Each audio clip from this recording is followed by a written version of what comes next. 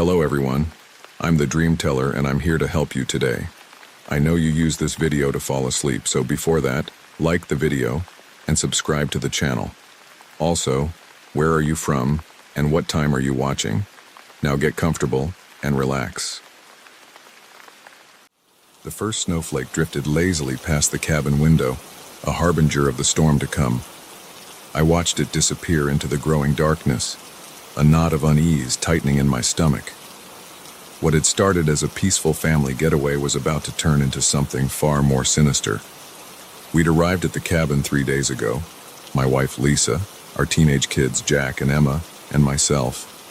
The forecast had mentioned a chance of snow, but nothing serious. Just a light dusting to make our mountain retreat feel more picturesque.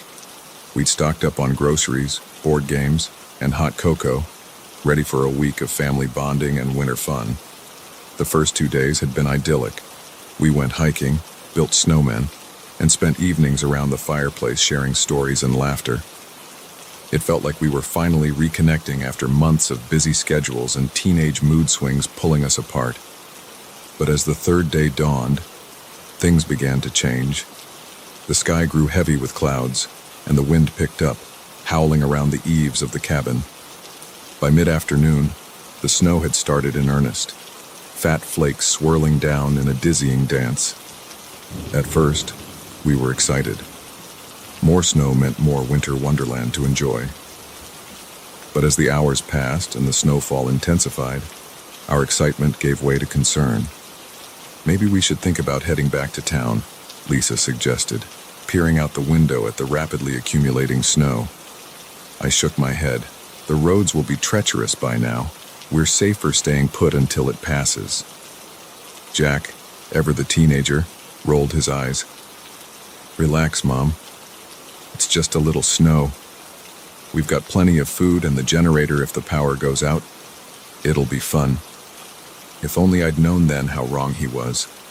The storm raged through the night, wind rattling the windows and snow piling up outside. When morning came, we awoke to a world transformed. The cabin was surrounded by a sea of white, drifts piled high against the walls. The car was nothing more than a vague mound in the driveway. Holy crap, Emma whispered, her breath fogging the window as she stared out at the snowy expanse. I tried to keep my voice calm, not wanting to alarm the kids.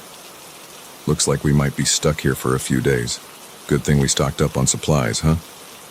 Lisa shot me a worried look, but nodded along. That's right. We'll just have a cozy few days inside until the plows can get through. But as the day wore on, it became clear that this was no ordinary snowstorm. The radio crackled with reports of record-breaking snowfall, closed roads, and overwhelmed emergency services. We were well and truly cut off. At first, we made the best of it. We played board games, read books, and took turns making meals in the small kitchen. But as hours turned into days, the strain began to show. The power flickered and died on the second day of our confinement. The generator kicked in, but we had to ration its use to conserve fuel. The cabin grew cold, and we huddled together under blankets, our breath visible in the chilly air. Food became a concern. What had seemed like plenty for a week-long vacation suddenly looked woefully inadequate for an indefinite stay. We started portioning out meals, trying to make our supplies last. But it wasn't just the physical discomforts that wore on us. The constant proximity, the lack of privacy, the uncertainty of when we'd be rescued, it all began to fray our nerves. Jack and Emma, once excited by the adventure of it all, grew sullen and irritable. They bickered constantly, over everything from who got the last cookie to whose turn it was to fetch more firewood. Lisa became quiet and withdrawn, spending hours staring out the window at the endless white landscape. I caught her crying silently in the bathroom one night, and when I tried to comfort her, she pushed me away. As for me, I felt the weight of responsibility crushing down. I was supposed to protect my family, to have all the answers. But as each day passed with no sign of rescue, I felt more and more helpless. It was on the 5th day that things really started to unravel. I woke early, the pale light of dawn barely penetrating the snow-covered windows. The cabin was silent, everyone else still asleep. I made my way to the kitchen, intent on taking stock of our remaining supplies. As I rummaged through the cupboards, a sound caught my attention, a faint scratching, coming from the direction of the front door. My heart leapt. Could it be rescuers? I hurried to the door, fumbling with the latch. But when I pulled it open, I was met not with friendly faces, but with a wall of snow. The drift had piled so high it completely blocked the entrance. Cursing under my breath, I slammed the door shut. The noise must have woken the others, because I heard movement from the bedrooms. "Dad!" Jack's voice, still groggy with sleep. "What's going on?" I turned to see my son standing in the hallway, his hair tousled and eyes squinting against the dim light. "Nothing," I lied, forcing a smile. "Just checking the door. Go back to sleep." But Jack's eyes had already moved past me, focusing on something behind my back. His face paled. "Dad," he said slowly. "The cupboard." I turned, following his gaze. The cupboard door I'd left open in my haste to check the front door now revealed our dwindling food supply. Or rather, what should have been our dwindling supply. The shelves were empty. For a moment, I couldn't process what I was seeing. We'd had at least a few days' worth of food left last night. Canned goods, dried pasta, cereal. It couldn't all just disappear.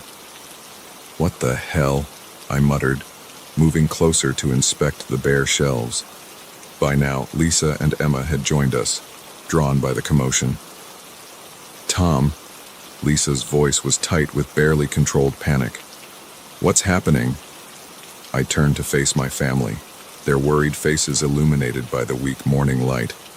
How could I tell them that our lifeline, our only means of survival in this frozen prison, had vanished overnight?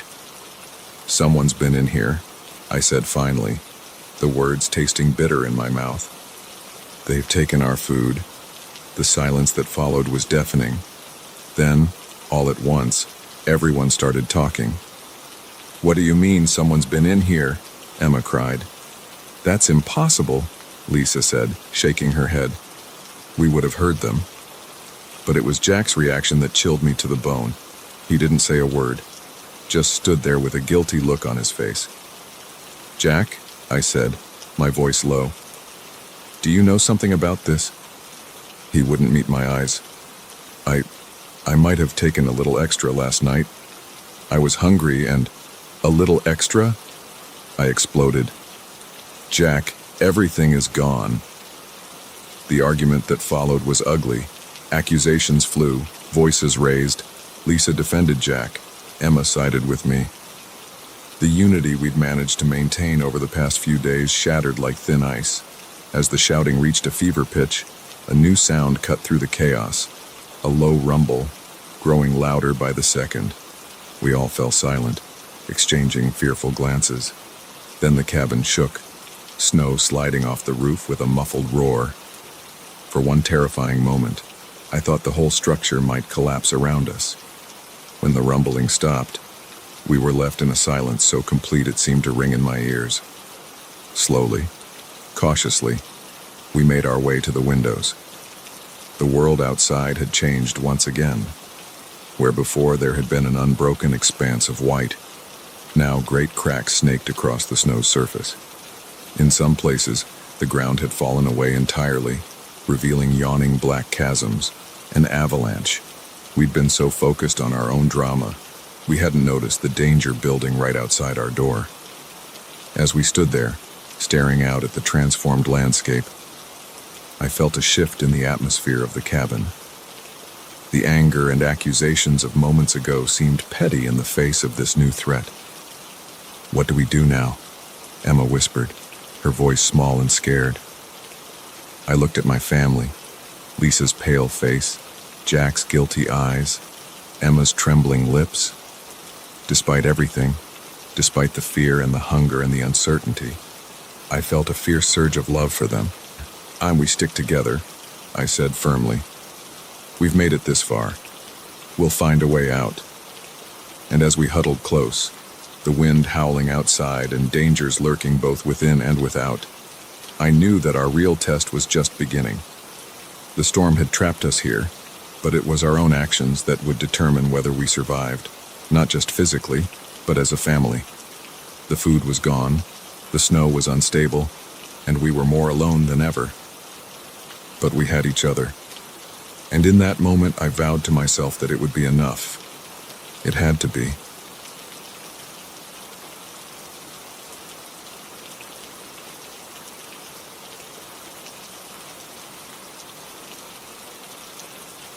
The beam of my headlamp cut through the darkness, illuminating a narrow passage that seemed to stretch endlessly into the earth. The air was thick with dust and the musty smell of long-forgotten secrets. I took a deep breath, trying to calm my racing heart. This was it, the legendary lost copper mine, untouched for over a century. We had found it. But as I would soon discover, some things are lost for a reason. "Are you sure about this, Alex?" Sarah's voice echoed off the rocky walls, tinged with a mixture of excitement and apprehension. I turned to face my fellow hikers, Sarah, Mike, and Jess. Their faces were pale in the harsh light of our headlamps, a combination of nerves and the fine layer of dust that seemed to coat everything down here. "Come on, guys," I said, trying to inject some enthusiasm into my voice. "We've been planning this expedition for months. We can't turn back now." The truth was, I was just as nervous as they were. We were experienced hikers, sure, but amateur spelunkers at best. The old mine shaft we'd discovered hidden behind a growth of dense vegetation wasn't on any of our maps. It was pure luck or maybe fate that we'd stumbled upon it. Mike stepped forward, always the voice of reason in our group. "I don't know, Alex. This place looks pretty unstable. Maybe we should call it in. Let the professionals handle it." I shook my head. "And let them take all the credit. No way. We found this place. We should be the ones to explore it." Jess, usually the most cautious of us all, surprised me by nodding in agreement. "Alex is right. We might never get another chance like this. I say we go for it." Sarah still looked uncertain, but after a moment, she squared her shoulders and nodded. "All right, but we stick together, okay? No wandering off alone." With that decided, we began our descent into the earth. The tunnel sloped gently downward, its walls lined with old wooden support beams that creaked ominously as we passed. Our headlamps cast long, dancing shadows that seemed to mock our intrusion into this long, undisturbed place. As we ventured deeper, signs of the mine's former life began to appear. Rusty pickaxes and shovels littered the ground, and here and there we spotted the remains of old mining carts, their wheels frozen in place by decades of disuse. "This is incredible," Jess whispered, her archaeologist's eye taking in every detail. "It's like stepping back in time."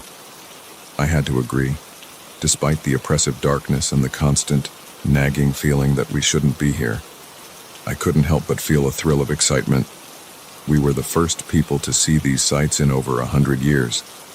We had been walking for about an hour when we came to a fork in the tunnel. Both paths stretched into darkness, giving no clue as to where they might lead. "Which way?" Sarah asked, shining her light down each passage in turn. I pulled out the old map we'd found in the town archives. It was faded and torn, barely legible in places, but it was the best guide we had. After studying it for a moment, I pointed to the left tunnel. "This way, if I'm reading this correctly, it should lead us to the main excavation chamber." We continued on, the tunnel growing narrower and the air becoming thicker with dust. The silence was oppressive, broken only by the sound of our footsteps and the occasional drip of water from unseen crevices. Suddenly, Mike stopped short, causing Jess to bump into him from behind. "Did you hear that?" he asked, his voice barely above a whisper. We all fell silent, straining our ears. For a moment, I heard nothing but the pounding of my own heart. Then, faintly, I caught it, a low rumbling sound, like distant thunder. "It's probably just the wind," I said, trying to convince myself as much as the others. Come on, we must be getting close. But as we pressed on, the rumbling grew louder. Small pebbles began to skitter across the ground, and a fine dust rained down from above. "Alex," Sarah said, her voice tight with fear. "I really think we should turn back." I was about to agree when suddenly, the tunnel opened up into a vast chamber. Our headlamps couldn't reach the far walls or the ceiling, giving the impression that we were standing on the edge of an abyss. "This is it," I breathed. "The main chamber." As our eyes adjusted, we began to make out shapes in the darkness. Huge, rusted machinery loomed like sleeping giants. Piles of rock and debris created an alien landscape. And there, glinting in the beam of my headlamp, was a vein of copper ore running through the rock face. We had found it, the mother lode that had eluded miners for decades. Our excitement was short-lived, however. The rumbling, which had faded to background noise, suddenly intensified. The ground beneath our feet began to tremble. "Earthquake," Mike yelled, but I knew it was worse than that. The years of neglect, the weight of the earth above us, and our own intrusion had destabilized the already precarious mine. It was collapsing. "Run!" I shouted, already turning back towards the tunnel. We scrambled back the way we had come, the rumbling growing to a deafening roar. Rocks began to fall around us, small at first, then larger. I heard Jess cry out in pain as one struck her shoulder, but we couldn't stop. The tunnel seemed to go on forever, twisting and turning in ways I didn't remember from our journey in. Had we taken a wrong turn? The dust was so thick now that our headlamps were nearly useless, creating a disorienting strobe effect as we ran. A particularly violent tremor knocked us all off our feet. As I struggled to stand, I realized with horror that I could no longer see the others. "Sarah, Mike, Jess," I called out, my voice hoarse from the dust. "Over here." I heard Sarah's voice, faint and muffled. I moved towards the sound, my hand on the wall to keep my bearings. I found Sarah helping Jess to her feet. Jess's face was streaked with tears and dust, and she was cradling her arm. "Where's Mike?" I asked, dreading the answer. Sarah shook her head, her eyes wide with fear. "I don't know. We got separated when we fell." Another tremor shook the tunnel, and more rocks fell. We had to keep moving. "Mike!" I shouted one last time, straining to hear a response over the rumbling of the collapsing mine. Nothing. With a heavy heart, I grabbed Sarah's hand. "We have to go. Now." We ran, half blind, through the crumbling tunnel. Every step could have been our last, every rumble potentially signaling a cave-in that would bury us alive. Just when I thought we couldn't go on any longer, I saw it. A faint glimmer of natural light ahead. The exit. With a final burst of energy, we sprinted towards it. Rocks were falling all around us now, the entire mine groaning as if in its death throes. We burst out of the tunnel and kept running, not stopping until we were well clear of the mine entrance. As we turned to look back, we saw the entire hillside seem to shudder and then collapse in on itself, sending up a huge cloud of dust. We stood there, gasping for air, covered in dust and blood from numerous small cuts, alive but shell-shocked. "Mike," Jess sobbed, clutching her injured arm. "He's still in there." The reality of what had just happened began to sink in. We had entered that mine 4 strong, united in our excitement for adventure and discovery. Now we stood here, only 3, broken and battered. As the dust began to settle, we heard a sound that made our hearts leap, coughing, coming from the direction of the collapsed mine entrance. We rushed over, hardly daring to hope, and there was Mike, crawling out from under a fallen tree that had somehow shielded him from the worst of the collapse. He was covered in dust, bleeding from a gash on his forehead, but alive. We helped him to his feet, all of us too overwhelmed to speak. We had survived, but just barely. The mine, with all its secrets and riches, was gone, buried under tons of rock and earth. As we made our way slowly back to civilization, I couldn't help but think about the miners who had come before us. How many of them had been lost to the mountain's hunger? How many had seen the glint of copper and pressed on despite the danger, only to have the earth swallow them whole? We had been lucky. We had escaped with our lives, if not unscathed. But the experience had changed us. We had gone looking for adventure and fortune, and instead found a stark reminder of nature's power and our own mortality. The lost copper mine would remain lost, its secrets buried deeper than ever. And we, the foolish explorers who had dared to disturb its slumber, would carry the weight of our experience for the rest of our lives. Some things, we had learned, are better left undiscovered.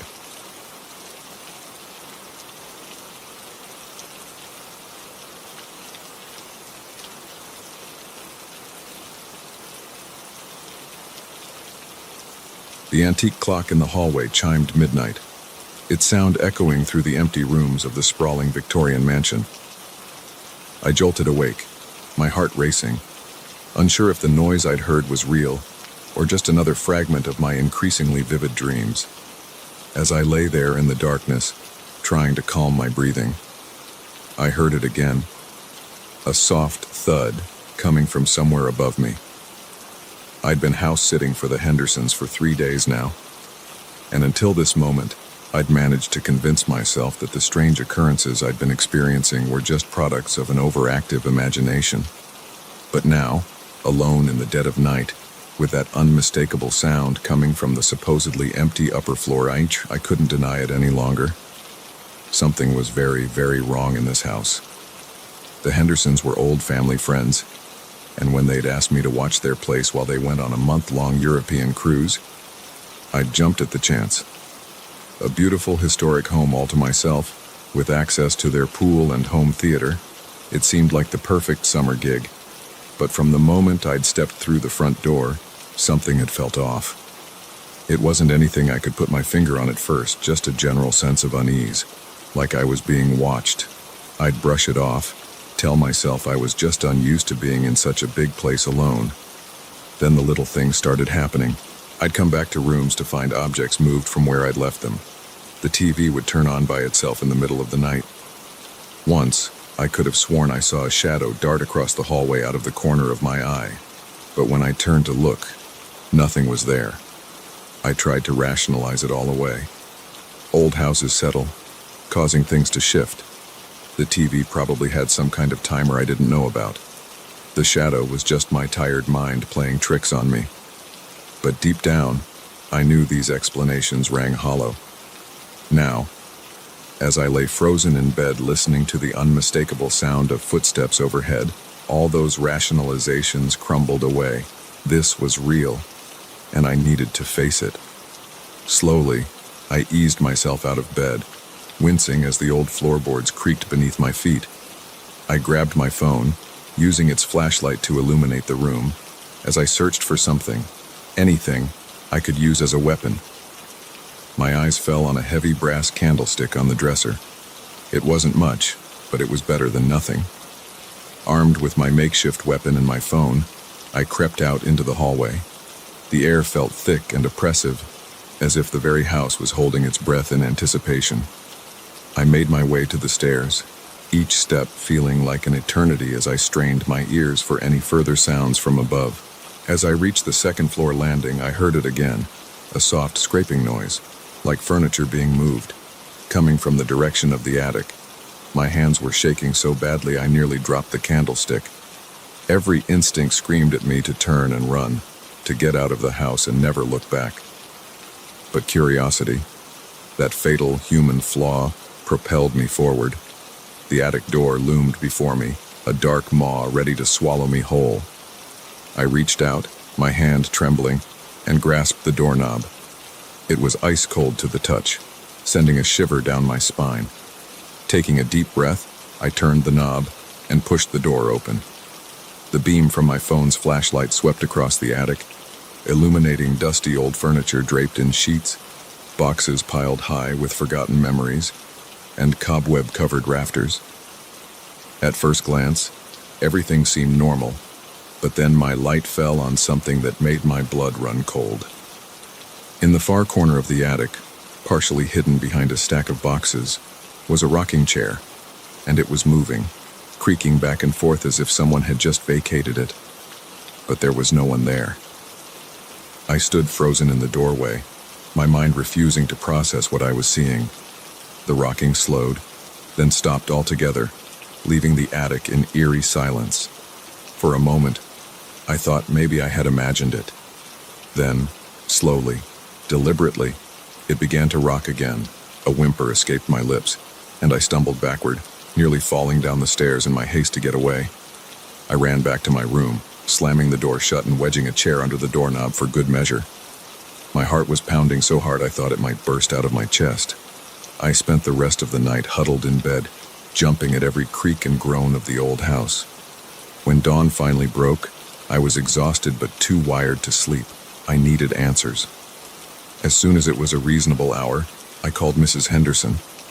My voice must have betrayed my distress because her cheerful greeting quickly turned to concern. "Sarah, what's wrong? Has something happened to the house?" I took a deep breath, trying to figure out how to explain without sounding crazy. "Mrs. Henderson, I think there might be something wrong with your house. Something unexplainable." There was a long pause on the other end of the line. When Mrs. Henderson spoke again, her voice was quieter, almost resigned. "You've seen something, haven't you?" The question caught me off guard. Yes. How did you know?" She sighed heavily. "Because we've seen things too. We didn't want to believe it. We thought if we ignored it, it would go away." My mind reeled. They had known. All this time. "What is it? What's happening in this house?" "We don't know for sure," Mrs. Henderson said. "But the previous owners, they told us stories about the original family who built the house, about the tragedy that happened here." She went on to tell me a tale that chilled me to my core. The house had been built in the late 1800s by a wealthy industrialist for his wife and young daughter. But the family's happiness was short-lived. The daughter fell ill with a mysterious sickness, wasting away despite the best efforts of every doctor they could find.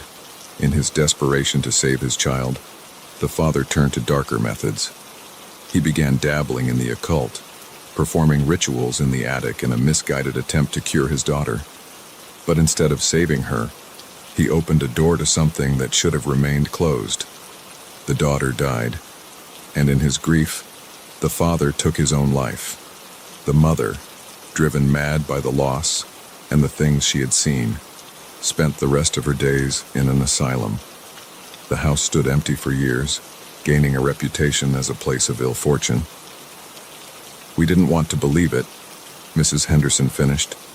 "We thought it was just local superstition, but then things started happening. Little things at first, then..." Her voice trailed off, leaving the rest unsaid. I understood now why they had been so eager to go on this trip, why they had jumped at the chance to be away from the house for an extended period. "What should I do?" I asked, my voice small and scared. "Leave," Mrs. Henderson said firmly. "Pack your things and go. We'll make arrangements for someone else to watch the house.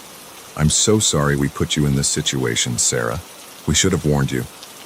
I wanted to be angry at them for keeping this from me, for putting me in danger, but I could hear the genuine remorse in Mrs. Henderson's voice. They had been victims of this house too, in their own way.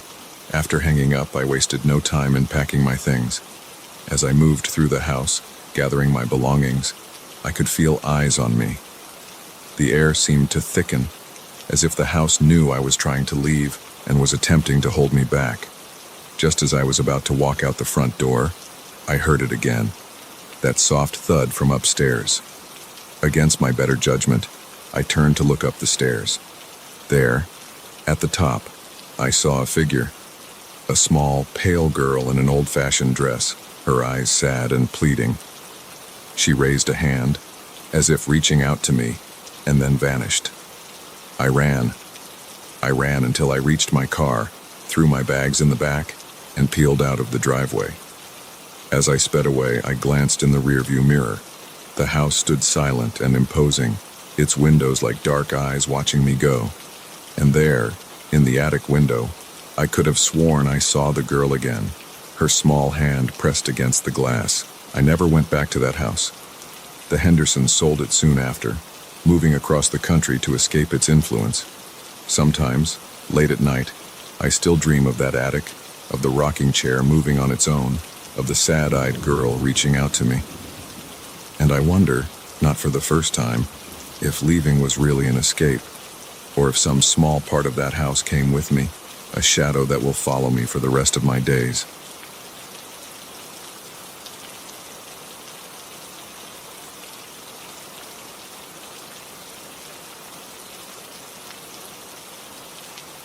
The first thing I noticed when I woke up was the silence. The usual chorus of birdsong that had accompanied our mornings in the wilderness was conspicuously absent. As I unzipped our tent and peered out into the misty dawn, an unsettling feeling crept over me. Something was different, something was wrong. We had been camping for 3 days now, myself, my best friend Jake, and his girlfriend Mia. It was supposed to be a week-long trip, a chance to disconnect from the world and enjoy nature. But as I surveyed our campsite, my blood ran cold. Carved into the trunk of every tree surrounding our clearing were strange symbols, intricate, alien designs that seemed to glow faintly in the early morning light. They formed a perfect circle around our camp, an unbroken barrier that hadn't been there when we'd gone to sleep. "Jake," I called out, my voice barely above a whisper. "Jake, you need to see this." I heard rustling from inside the tent, followed by Jake's sleepy voice. "What's up, man? It's barely dawn. Just come out here, please." A few moments later, Jake emerged from the tent, rubbing sleep from his eyes. He froze when he saw the symbols, his face draining of color. What the hell? By now, Mia had joined us, her eyes wide as she took in the scene. Did you guys do this?" she asked, her voice trembling slightly. I shook my head. "No way. These weren't here last night. Someone, or something, must have done this while we were sleeping." We stood in stunned silence for a moment, the implications of what that meant sinking in. Someone had been in our camp, mere feet from where we slept, carving these bizarre symbols into the trees. And we hadn't heard a thing. Jake was the first to snap out of it. "Okay, let's not panic. Maybe it's just some local kids playing a prank. We should pack up and head back to the trailhead." I nodded, grateful for his level-headedness. We quickly set about breaking camp, all of us casting nervous glances at the surrounding forest. The symbols seemed to watch us, their alien geometries making my head hurt if I looked at them for too long. It wasn't until we were nearly finished packing that we realized the true horror of our situation. Jake had gone to retrieve our bear bag, the sack containing our food that we'd hung high in a tree to keep it safe from wildlife. He came back empty-handed, his face ashen. "The rope's been cut," he said. "All our food is gone," Mia gasped. "But that's impossible. The noise would have woken us up." I felt a chill run down my spine. Whoever, or whatever, had done this wasn't just playing a prank. They had deliberately cut off our food supply. "Maybe we missed a cache on the map," I suggested, trying to keep the panic out of my voice. "There might be emergency supplies at one of the ranger stations." Jake nodded, pulling out our map, but as he unfolded it, his expression changed from hopeful to confused, then to outright fear. This isn't right." I looked over his shoulder and felt my stomach drop. The map was the same one we'd been using for the past 3 days, but now it was covered in the same strange symbols that surrounded our camp. The trails, landmarks, everything had been obscured by the alien script. "Okay," I said, taking a deep breath. "Let's not freak out. We know the general direction of the trailhead. If we just head east, we're bound to hit a road eventually." We shouldered our packs and set off, trying to maintain a brave face. But as we walked, it quickly became apparent that something was very wrong. The forest looked different somehow. The trees seemed taller, more densely packed. Shadows moved in ways they shouldn't, and more than once I could have sworn I saw shapes darting just at the edge of my vision. Hours passed, and we should have reached the trailhead by now. But the forest showed no signs of thinning, no indication that we were nearing civilization. Our water was running low, and hunger was beginning to gnaw at us. "We need to stop and reassess," Jake said finally, his voice tight with stress. We found a small clearing and dropped our packs. As Mia rationed out our remaining water, I climbed a tall tree, hoping to get a better view of our surroundings. What I saw from the top made my heart sink. Forest stretched in every direction, unbroken by roads or clearings. And worse, I could see more of those symbols carved into trees in the distance, forming concentric circles around us. We weren't getting out. We were being herded deeper in. When I relayed this to Jake and Mia, the last vestiges of hope seemed to drain from their faces. "What do they want from us?" Mia asked, her voice small and frightened. Before anyone could answer, a twig snapped in the forest behind us. We whirled around, peering into the gathering darkness. There, just beyond the tree line, stood a figure. It was tall, impossibly thin, with limbs that bent at unnatural angles.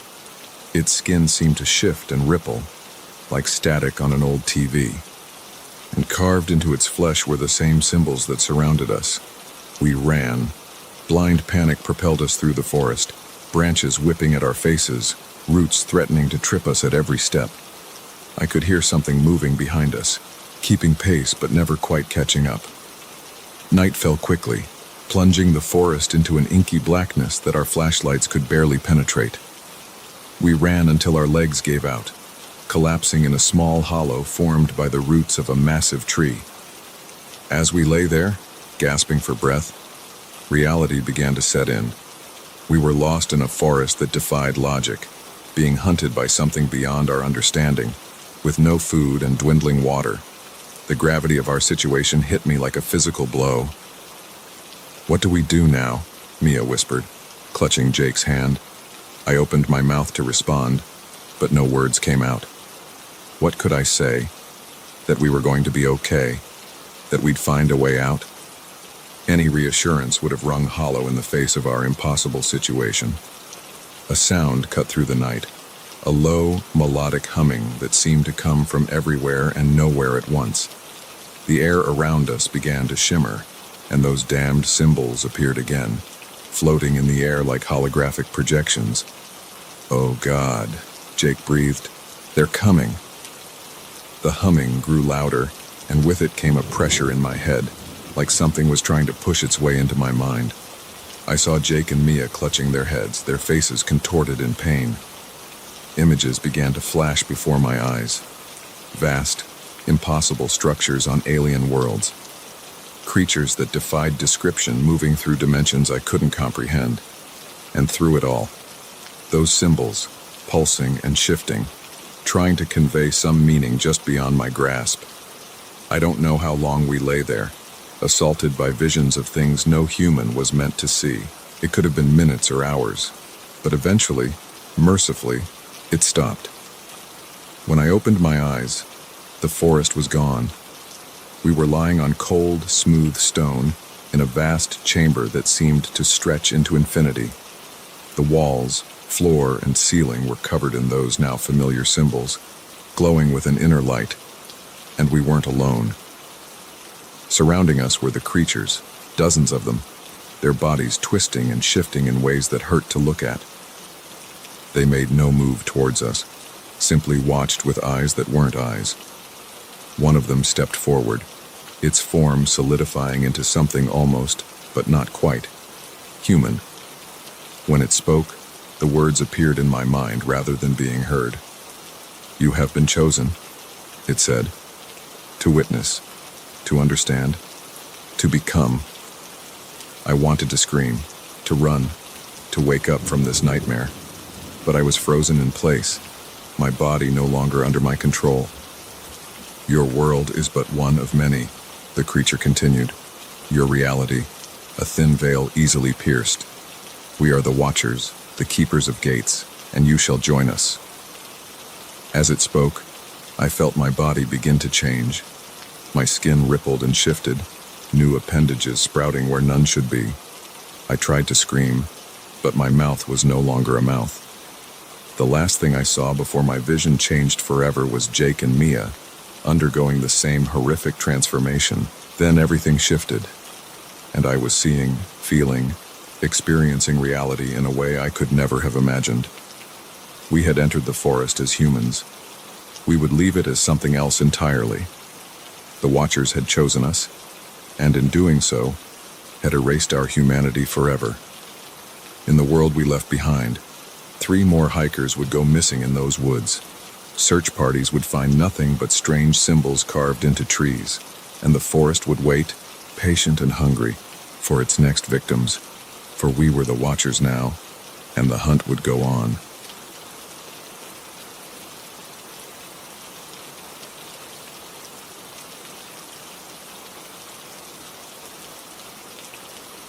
The windshield wipers fought a losing battle against the torrent of rain as I squinted through the glass, searching for any sign of life along the deserted highway. That's when I saw her, a lone figure stumbling along the shoulder, her clothes clinging to her like a second skin. I slowed the car, my gut twisting with indecision. Every instinct screamed at me to keep driving, but I couldn't bring myself to leave her out here in this storm. I pulled over, my hazard lights blinking weakly in the darkness.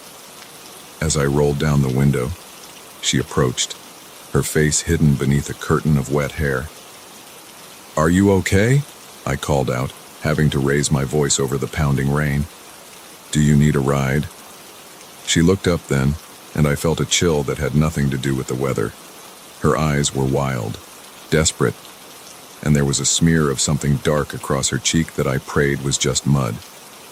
"Please," she said, her voice barely above a whisper. "Please help me." Against my better judgment, I unlocked the doors. She climbed in, bringing with her the smell of rain and something else, something metallic that made my nose wrinkle. "Thank you," she breathed, pushing her hair back from her face. In the dim light of the car's interior, I could see that she was young, probably in her early 20s. Pretty, despite being soaked to the bone and looking like she'd been through hell. I didn't think anyone would stop. "Where are you headed?" I asked, trying to keep my voice casual as I pulled back onto the road. She hesitated, just a beat too long. "The next town, Millbrook. Do you know it?" I nodded. It was about 30 miles down the highway, a small, forgettable place I'd passed through 100 times on my sales routes. "I'm John," I said, figuring I should at least introduce myself to the stranger I'd let into my car. "Alice," she replied, though something in her tone made me wonder if that was really her name. We drove in silence for a while, the rhythmic swish of the wipers and the drumming of rain on the roof the only sounds. I kept sneaking glances at Alice, trying to figure her out. Her clothes were expensive looking, despite being soaked and muddy, and there was something about the way she held herself, tense and alert, that set me on edge. "So," I said, unable to bear the silence any longer, "what brings you out here on a night like this?" Alice flinched, as if my question had physically struck her. I had car trouble," she said, not meeting my eyes. "Broke down a few miles back." It was a plausible enough story, but something about it rang false. I opened my mouth to ask another question, but she cut me off. "Look, I really appreciate the ride, but I'd rather not talk, if that's okay. It's been a long night." I nodded, focusing back on the road, but my mind was racing. Who was this woman? What was she running from? Because it was clear now that she was running from something. We'd been driving for about 15 minutes when I saw the flashing lights in my rearview mirror. A police car coming up fast behind us. "Damn," I muttered. "Looks like I might have been speeding. Don't worry, I'll just explain the situation and—" But Alice wasn't listening. She had gone rigid in her seat, her eyes wide with terror as she stared at the approaching police car. "No," she whispered. "No, no, no, please, you can't let them catch me." My blood ran cold. "What are you talking about, Alice, what's going on?" She turned to me then, her eyes pleading. "I'll explain everything, I promise. But please, please don't stop. If they catch me, they'll kill me." I hesitated, my foot hovering over the brake pedal. Every rational part of my brain was screaming at me to stop, to let the police handle whatever this was. But something in Alice's eyes, the raw fear I saw there, made me do the unthinkable. I pressed down on the accelerator. The car lurched forward, engine roaring as we sped down the rain-slicked highway. The police siren wailed to life behind us, and I saw more flashing lights joining the pursuit. "Jesus Christ," I swore, knuckles white on the steering wheel. "What the hell have you gotten me into?" Alice was fumbling with something in her pocket. She pulled out a small, cloth-wrapped bundle and thrust it at me. "Take it," she said urgently. "Hide it. They can't find this." I took the bundle without thinking, shoving it into my jacket pocket. "What is it? Drugs?" She shook her head. "It's evidence, proof of what they've been doing. The corruption, the murders. It's all in there." My mind reeled. Corruption? Murders? What had I stumbled into? The car fishtailed as we took a curve too fast, and I fought to keep control. The police were gaining on us, their sirens a constant, nerve-shredding wail. "There's a turnoff up ahead," Alice said, leaning forward to peer through the rain-streaked windshield. "An old logging road. If we can make it, we might lose them." I saw it, a barely visible break in the trees. At the speed we were going, trying to make that turn would be suicide. But the alternative was to be caught by whoever was chasing us, and something told me that would be even worse. I made a split-second decision, wrenching the wheel to the right. The car skidded, tires screaming in protest. For a heart-stopping moment, I thought we were going to flip. But then we were on the logging road, bouncing and jolting down the unpaved track. The dense forest closed in around us, branches scraping against the sides of the car. I killed the headlights, plunging us into near-total darkness. It was madness to drive like this, but I could still hear the sirens behind us, growing fainter but not gone. We drove for what felt like hours, though it was probably only minutes. The old road twisted and turned, taking us deeper into the woods. Finally, when I could no longer hear any sign of pursuit, I brought the car to a stop in a small clearing. For a long moment, neither of us spoke. The only sound was our ragged breathing and the patter of rain on the roof. Then Alice turned to me, her face pale in the dim light. "I'm so sorry," she said, her voice breaking. "I never meant to drag anyone else into this." "Start talking," I said, surprised by the steadiness in my own voice. "Who are you really, and what the hell is going on?" She took a deep breath, seeming to gather herself. "My name isn't Alice. It's Detective Sarah Reeves. I've been working undercover for the past year, investigating a ring of corrupt cops in Millbrook." The story she told me over the next half hour was like something out of a crime thriller. A small-town police force running drugs, taking bribes, even committing murder to cover their tracks. Sarah had been sent in to gather evidence, but her cover had been blown earlier that night. "They came for me at my apartment," she said, her eyes haunted. "I barely got out alive. I managed to grab the evidence, but I lost my phone, my badge, everything. When I saw you on the road, I thought you might be one of them." I sat back, trying to process it all. Part of me wanted to believe it was all an elaborate lie, that I hadn't just aided a fugitive and evaded the police, but the fear in Sarah's eyes, the conviction in her voice, it was too real to be faked. "So what now?" I asked, running a hand through my hair. "We can't stay out here forever." Sarah nodded, her expression grim. "I have a contact in the state police. If we can get to him, show him the evidence, he can help us. But it's risky. They'll be watching the roads, and I don't know who else might be compromised." I thought about the bundle in my pocket, about the life I'd left behind when I decided to help this stranger. There was no going back now. I was in this, for better or worse. "Okay," I said, starting the car again. Let's do it. As we pulled out of the clearing, heading back towards the main road, I couldn't shake the feeling that my life had irrevocably changed. I'd set out on a routine sales trip and ended up in the middle of a conspiracy that went deeper than I could have imagined.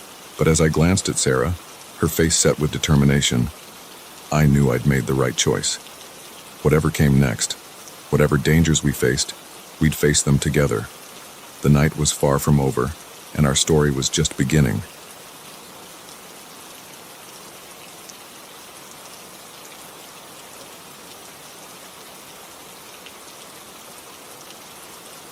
The first crack of thunder made us all jump, our nervous laughter barely masking the growing unease that had settled over our group. We'd been driving for hours, looking for a motel, when the storm hit with a vengeance. That's when we saw it. An old, abandoned house looming out of the darkness, its windows dark and shuttered. Little did we know, seeking shelter, there would be the worst decision of our lives. "Come on, guys," Mike said, his voice tinged with forced cheerfulness. "It's just for one night. Better than sleeping in the car, right?" I wasn't so sure about that, but as another flash of lightning illuminated the torrential downpour outside, I knew we didn't have much choice. There were 4 of us, Mike, his girlfriend Sarah, our friend Jake, and me. We'd been on a road trip, heading to a music festival, when our GPS led us astray down a series of increasingly remote back roads. We grabbed our bags and made a mad dash for the house, the rain soaking us in seconds. The front door was unlocked, swinging open with an ominous creak that sent a shiver down my spine. The interior of the house was musty and dark, years of neglect evident in the thick layer of dust coating every surface. Our flashlights cut through the gloom, revealing peeling wallpaper and furniture draped with yellowed sheets. "This place is creepy as hell," Jake muttered, voicing what we were all thinking. Sarah, always the practical one, started pulling the sheets off the furniture. "Let's just try to make it comfortable for the night.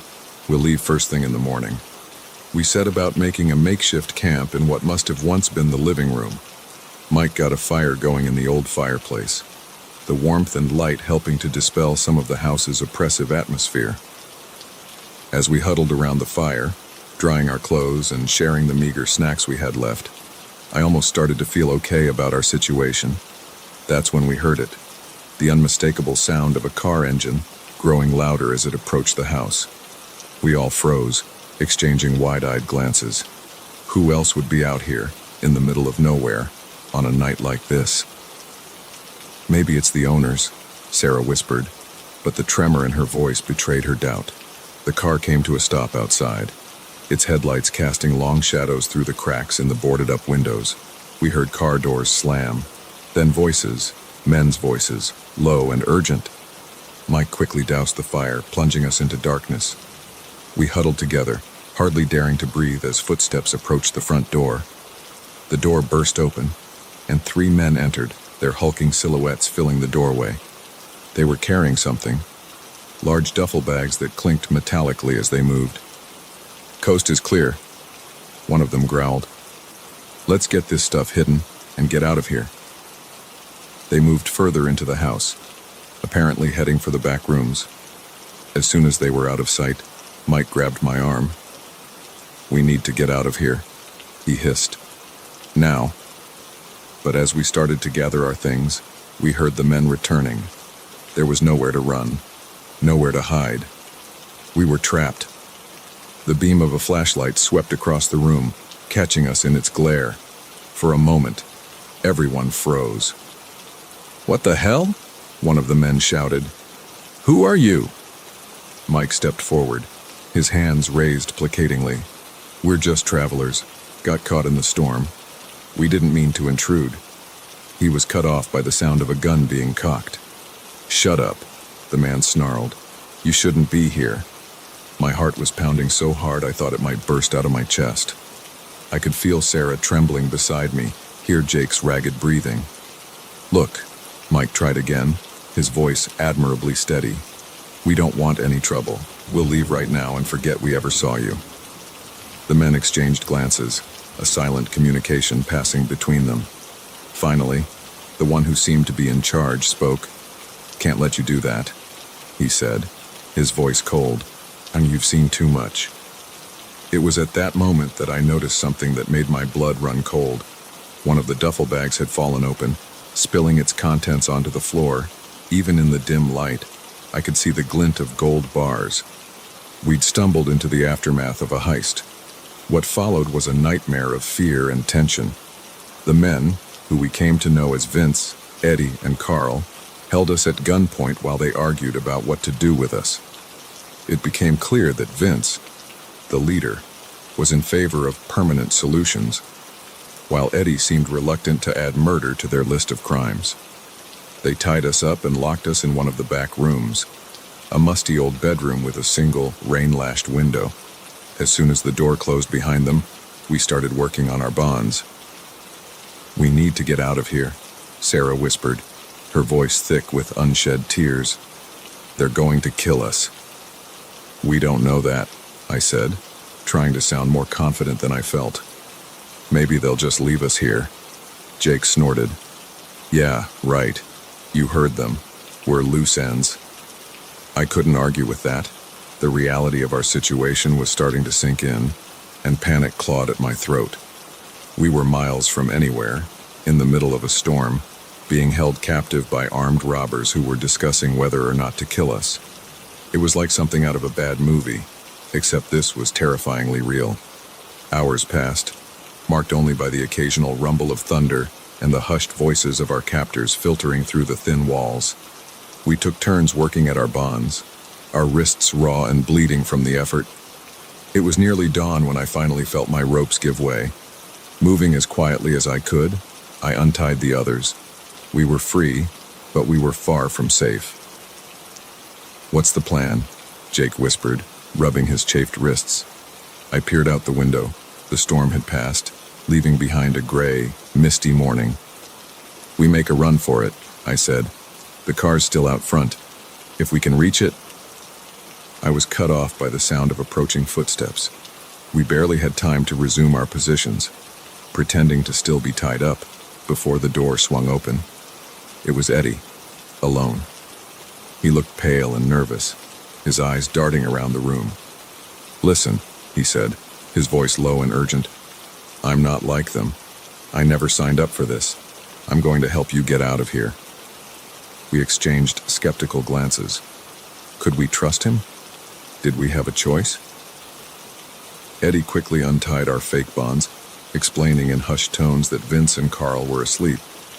We had a small window of opportunity to escape. We crept through the house, every creaking floorboard setting my nerves on edge. As we neared the front door, I started to believe we might actually make it. That's when everything went to hell. A floorboard groaned loudly under Jake's foot, and we heard a shout from upstairs. Gunshots rang out, wood splintering around us as we ran for the door. We burst out of the house, sprinting for our car. I could hear Vince and Carl behind us, their curses mixing with the rapport of their guns. I dove into the driver's seat, fumbling with the keys. The others piled in, screaming at me to go, go, go. The engine roared to life just as Vince and Carl emerged from the house, guns blazing. I floored it, gravel spraying as we fishtailed onto the road. Bullets pinged off the car, the back window exploding in a shower of glass. Sarah was screaming, Jake was yelling directions, and Mike was twisted in his seat, watching for pursuit. We drove for what felt like hours, the adrenaline slowly fading, leaving us shaky and silent. It wasn't until we reached the highway, merging with early morning traffic, that we finally started to believe we'd made it. We went straight to the police, and of course, gave our statements, described the men and the house. They found the place, but it was empty. No gold, no robbers, not even Eddie. Sometimes, late at night, I still wake up in a cold sweat, the echo of gunshots ringing in my ears. I see the glint of gold bars, feel the rough ropes on my wrists, hear Vince's cold voice discussing our fate. We went looking for shelter from a storm, and found ourselves fighting for our lives. It's funny how quickly the world can turn upside down, how a wrong turn can lead you into a nightmare. I don't take road trips anymore, and I never, ever seek shelter in abandoned houses.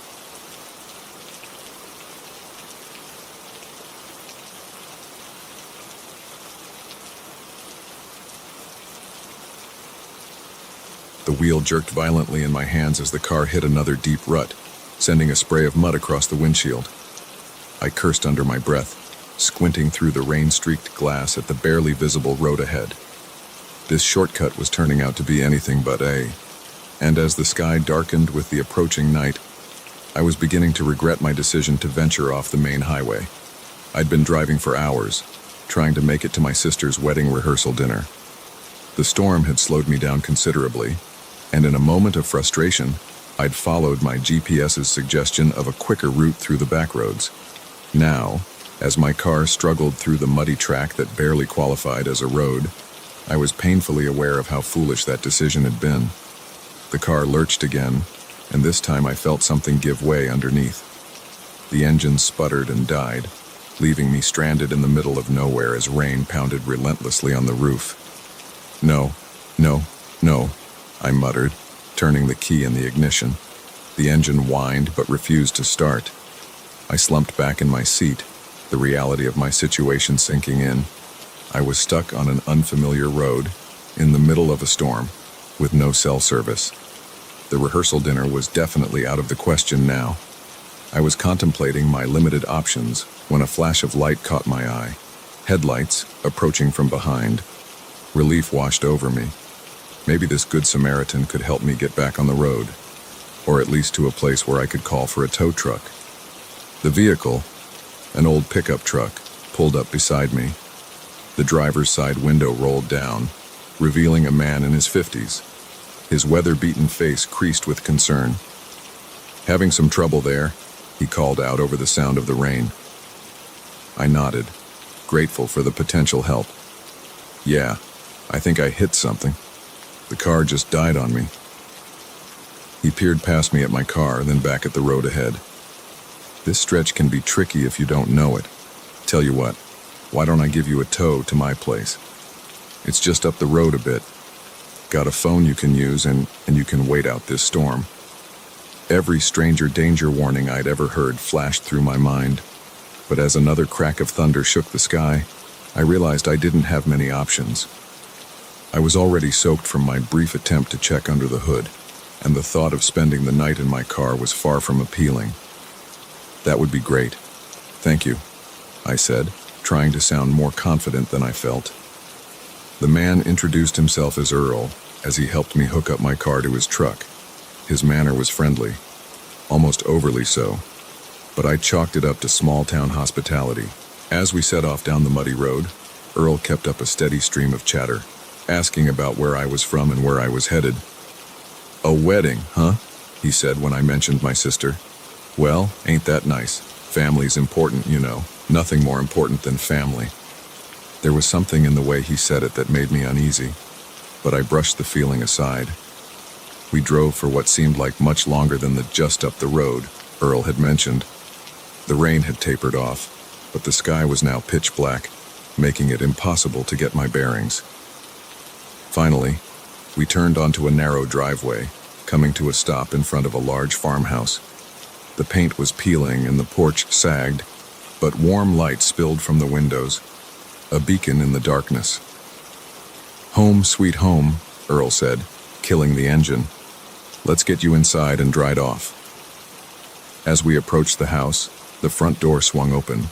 A woman stood there, her thin frame silhouetted against the light. Something about her posture, the way she held herself, sent a chill down my spine. "Martha, we've got a guest," Earl called out. Poor thing got stuck in the storm. Martha's eyes flicked from Earl to me, then back again. She nodded once, stepping aside to let us in. The interior of the house was cluttered but clean, with an odd mix of modern appliances and antique furniture. The walls were covered in old photographs, their subjects staring out with solemn expressions.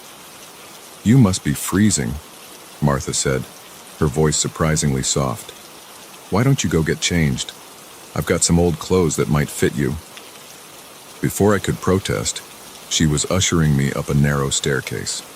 The upper floor was dark, lit only by a single bare bulb at the end of the hallway. Martha pointed me towards a small bedroom, handing me a bundle of clothes before disappearing back downstairs. As I changed into the musty-smelling but dry clothes, I couldn't shake the feeling that something was off. The room felt wrong somehow. The furniture was old-fashioned, almost like a museum display. And was it my imagination, or were those scratch marks on the inside of the door? I made my way back downstairs, my wet clothes bundled under my arm. Earl and Martha were in the kitchen, their heads close together in whispered conversation. They fell silent as I entered, both turning to look at me with smiles that didn't quite reach their eyes. "Feel better?" Earl asked, gesturing for me to sit at the kitchen table. "Martha's just warming up some soup. You must be hungry after your ordeal." I wasn't, actually. My stomach was in knots, every instinct screaming at me to get out of this house. But I smiled and thanked them, not wanting to seem ungrateful. "So," I said, trying to keep my voice steady, "about that phone." Earl and Martha exchanged a look. "Oh, wouldn't you know it," Earl said, shaking his head. "The storm must have knocked out the lines. Happens all the time out here." My heart sank. No phone meant no way to call for help. I was completely at the mercy of these strangers. As Martha set a bowl of soup in front of me, I noticed her hands. They were covered in small scars, like she'd been repeatedly scratched by something or someone. "You've got a lovely home," I said, desperate to fill the uncomfortable silence. "Have you lived here long?" "Oh, ages," Earl replied, his eyes taking on a faraway look. "This house has been in the family for generations. Lots of history here." "Lots of secrets, too," Martha added, her voice barely above a whisper. I nearly choked on my soup. "What do you mean?" Earl laughed, but there was no humor in it. "Oh, every old house has its secrets. Isn't that right, Martha?" Martha nodded, that same eerie smile playing on her lips. "Indeed. And sometimes those secrets have a way of resurfacing." The conversation that followed was one of the most unsettling of my life.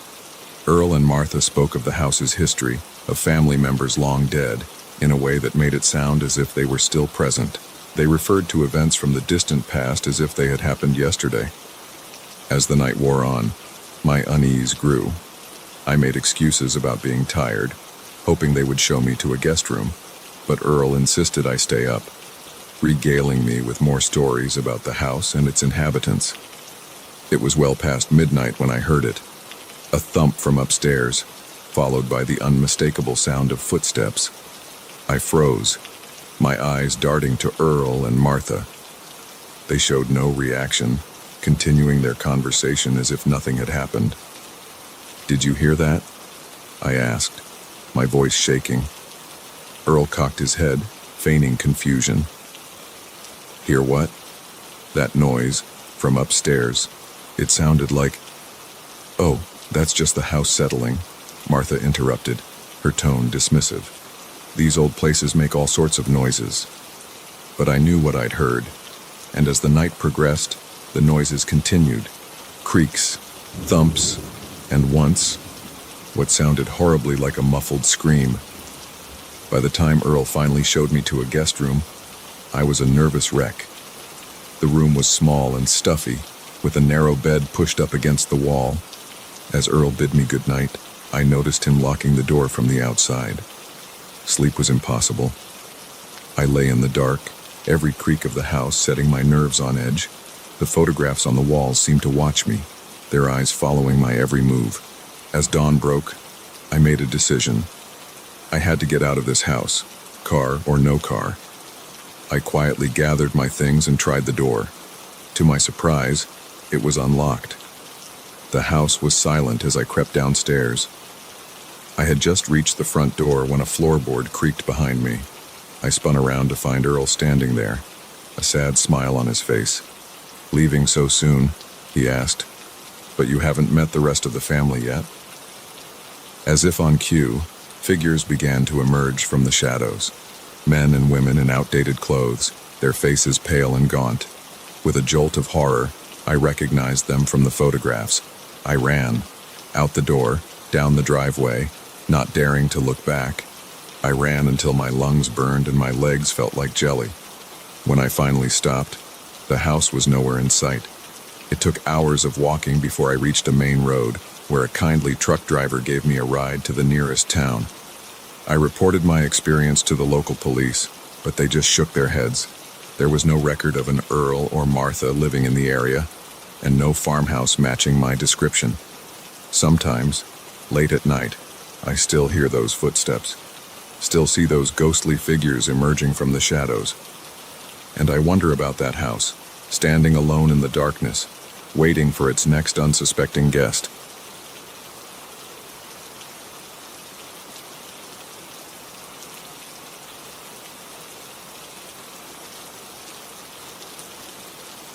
The first drop of blood on the forest floor stopped us dead in our tracks.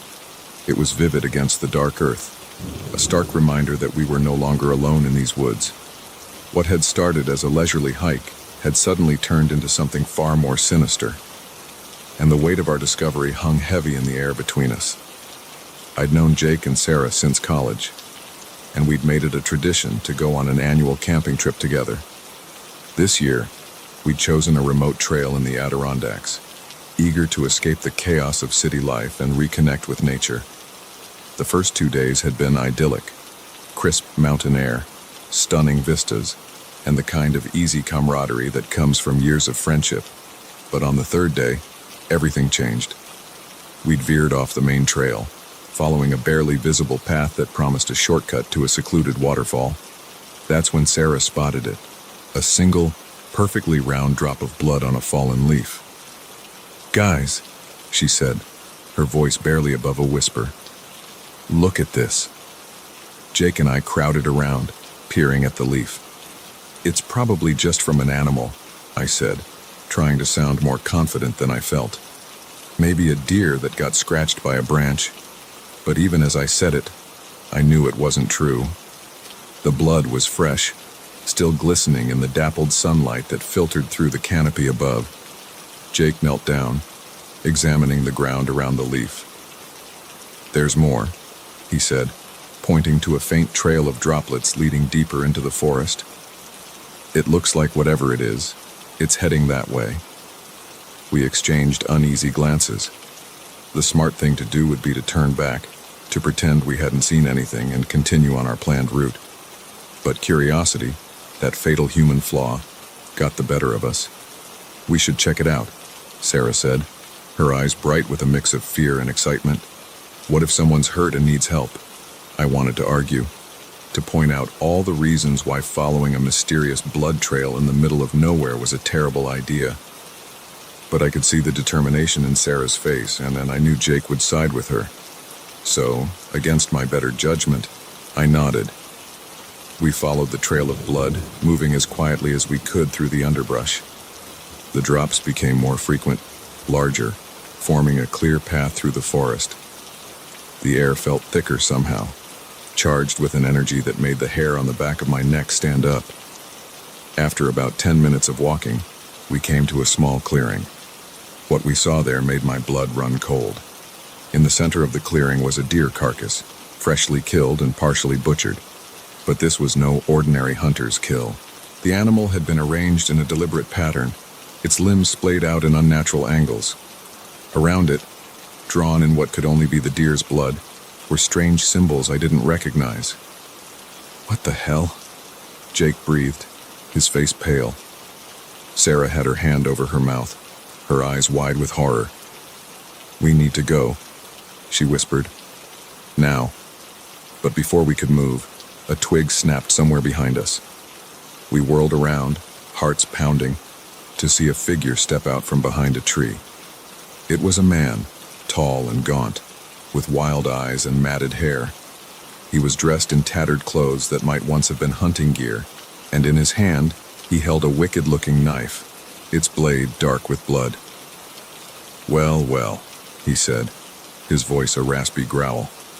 "Looks like we've got some uninvited guests." I felt Sarah grip my arm, her fingers digging in painfully. Jake had shifted into a defensive stance, placing himself between us and the stranger. "We're sorry," I said, trying to keep my voice steady. "We didn't mean to intrude. We'll just be on our way." The man's face split into a grin, revealing yellowed teeth. "Oh, I don't think so. You've seen too much now. Can't have you running off and telling tales, can we?"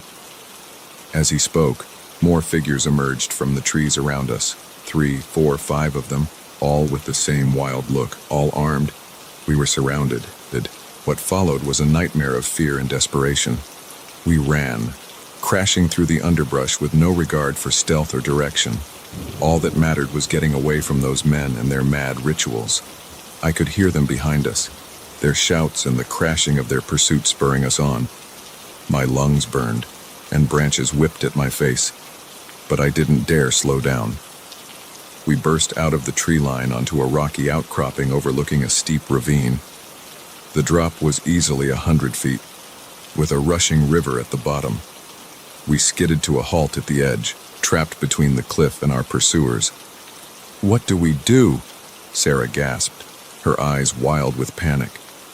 Jake was looking frantically around, searching for an escape route. "We can't go back," he said. "They'll catch us for sure." I peered over the edge of the cliff, my stomach lurching at the dizzying drop. "We can't jump either. It's too far." The sounds of pursuit were getting closer. We had seconds, at most, before they would be upon us. That's when I spotted it. A narrow ledge running along the cliff face, just wide enough for a person to edge along. It disappeared around a bend in the rock, potentially leading to a way down. "There," I said, pointing. "It's our only chance." Sarah looked at the ledge, then back at the forest, where we could now see movement among the trees. "Are you insane? We'll fall." "We don't have a choice," Jake said grimly. "It's that or face those maniacs."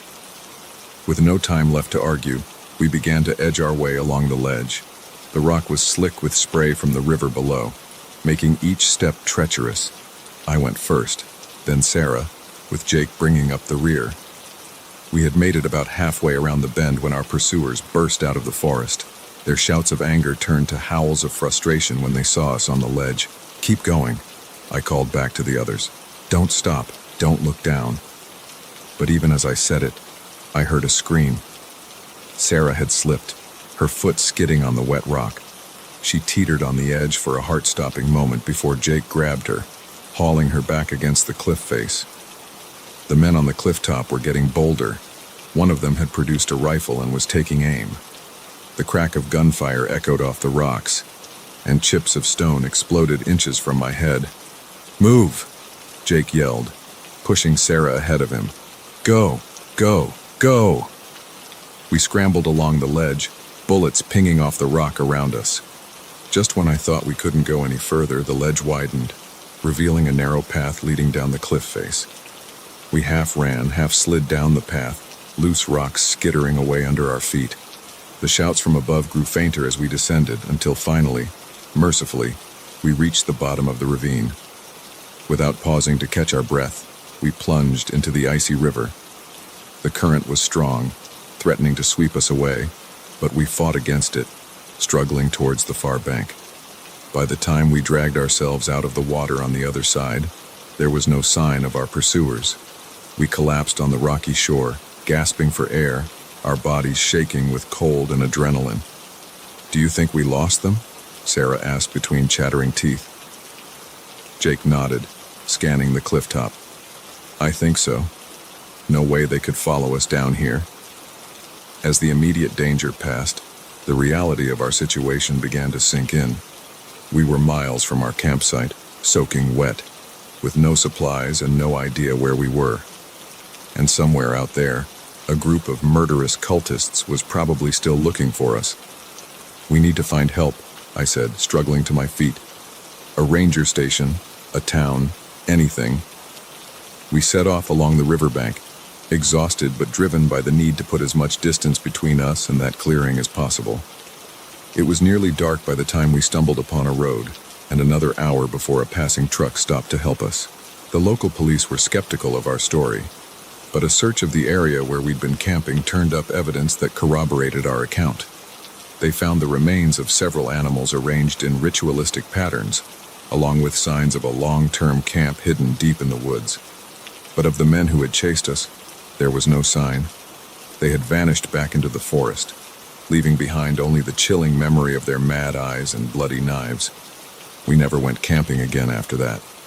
The experience left us changed, more aware of the darkness that can lurk in the wilderness and in the hearts of men. Sometimes, late at night, I still wake up in a cold sweat, the echo of those inhuman howls ringing in my ears. And I wonder about those men, about what drove them to such madness, and whether they're still out there, waiting for their next unsuspecting victims to stumble upon their unholy rituals. The forest holds many secrets, some beautiful, some terrifying.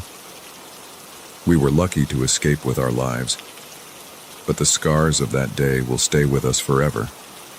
It's a reminder that sometimes the most dangerous predators in the wilderness walk on two legs.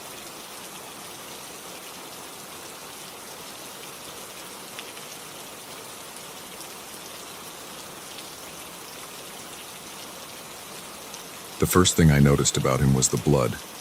It was caked under his fingernails, smeared across his torn shirt, and matted in his wild, unkempt hair. He stumbled into our campsite just as the sun was setting, his eyes wide and unfocused, muttering incoherently about being lost. In that moment, as my family froze in shock and fear, I had no idea that this stranger's arrival would turn our peaceful camping trip into a night of terror and survival. We had been looking forward to this trip for months. My wife, Lisa, our two kids, Tommy, 12, and Sarah, 9, and I had planned a week-long adventure in the Cascade Mountains. It was our chance to disconnect from the world, bond as a family, and enjoy the great outdoors. The first 3 days had been idyllic, hiking, fishing, and sitting around the campfire telling stories and roasting marshmallows. But on that fourth evening, everything changed. I was tending the fire while Lisa prepared dinner. Tommy and Sarah were playing a card game nearby when we heard the rustling in the underbrush. At first, I thought it might be a deer or maybe even a bear, and I reached for the bear spray we kept handy. But then he appeared, this stranger who looked like he'd been through hell. "Help," he croaked, stumbling towards us. "Please, I'm lost." Lisa gasped, pulling the kids close to her. I stood up slowly, my hand still on the bear spray. "Sir," I said, trying to keep my voice calm. "Are you all right? Are you hurt?" He shook his head frantically, his matted hair whipping around his face. "Lost. For days. Can't find my way back." As he got closer, I could see that what I had initially thought was dirt on his clothes was actually dried blood. My heart raced, but I tried to maintain a calm exterior for my family's sake. "Okay, just take it easy," I said, holding up my hands in what I hoped was a reassuring gesture. "We can help you. Why don't you sit down by the fire and we'll get you some water?" He nodded gratefully and collapsed onto one of our camp chairs. Lisa, her face pale with worry, handed me a bottle of water, which I passed to the stranger. He gulped it down greedily, water and saliva dribbling down his chin. "What's your name?" I asked, once he had finished drinking. "John," he rasped. "John Carlyle." "All right, John. Can you tell us what happened? How did you get lost?" John's eyes darted around nervously, never quite focusing on any of us. "Hiking. With friends. Got separated. Been wandering for days." Something about his story didn't quite add up. If he'd been lost for days, why hadn't we heard any search helicopters or seen any rescue teams? And the blood, where had it come from if he wasn't injured? I glanced at Lisa, and I could see the same doubts reflected in her eyes. She nodded slightly, understanding my unspoken message to keep the kids close. "John," I said carefully, "we have a satellite phone. We can call for help, get a rescue team out here." At the mention of calling for help, John's demeanor changed instantly. His eyes, previously unfocused, suddenly sharpened with an intensity that sent a chill down my spine. "No!" he shouted, leaping to his feet with surprising agility. "No calls. They'll find me." Tommy and Sarah whimpered, pressing closer to Lisa. I stepped between them and John, my hand tightening on the bear spray. "Who'll find you, John?" I asked, fighting to keep my voice steady. "Who are you running from?" John's eyes darted around wildly, as if expecting someone to jump out of the shadows at any moment. "The others," he whispered. "The ones who changed. They're hunting me." A cold dread settled in the pit of my stomach. This man wasn't just lost. He was delusional, possibly dangerous. We were miles from the nearest town, with no way to call for help without agitating him further. "Okay, John," I said soothingly. "No calls. Why don't you just sit back down and we'll figure this out?" For a moment, he seemed to calm down, sinking back into the chair. But then Sarah, in a small and frightened voice, asked, "Daddy, why does the man have blood on him?" John's head snapped towards her, his eyes wild. "Blood," he muttered. "Yes, blood. Had to defend myself. They tried to take me, but I fought back. I won." He stood up again, his hands clenching and unclenching at his sides. I could see Lisa from the corner of my eye, slowly edging the kids towards the tent. "John," I said, trying to draw his attention back to me, "why don't you tell me more about these others? Who are they?" But John wasn't listening anymore. His eyes were fixed on Sarah, a strange, hungry look on his face. "So young," he murmured. "So pure. They haven't gotten to her yet." That was all I needed to hear. In one fluid motion, I raised the bear spray and unleashed a cloud of burning mist directly into John's face. He screamed, a sound more animal than human, clawing at his eyes. I turned to my family, shouting, "Run! Get to the car!" Lisa didn't hesitate. She scooped up Sarah and grabbed Tommy's hand, sprinting towards our SUV parked a short distance away. I stayed behind, keeping myself between them and the howling, thrashing John. But even blinded and in pain, John was unnaturally strong. He lunged forward, catching me off guard and tackling me to the ground. We grappled in the dirt, his hands clawing at my face, trying to gouge my eyes. I could smell his rancid breath, see the madness in his bloodshot eyes. "You can't stop it," he screamed. "The change is coming for all of us." With a surge of desperate strength, I managed to knee him in the stomach and push him off. I scrambled to my feet and ran, not daring to look back. I reached the car just as Lisa was starting the engine. I dove into the passenger seat, yelling, "Go, go, go." Lisa floored it, the SUV fishtailing on the uneven forest road. In the rearview mirror, I could see John chasing after us, moving with an inhuman speed that sent fresh waves of terror through me. We sped through the darkening forest, the trees a blur on either side. The kids were crying in the back seat, and I could hear the panic in Lisa's breathing as she navigated the treacherous road.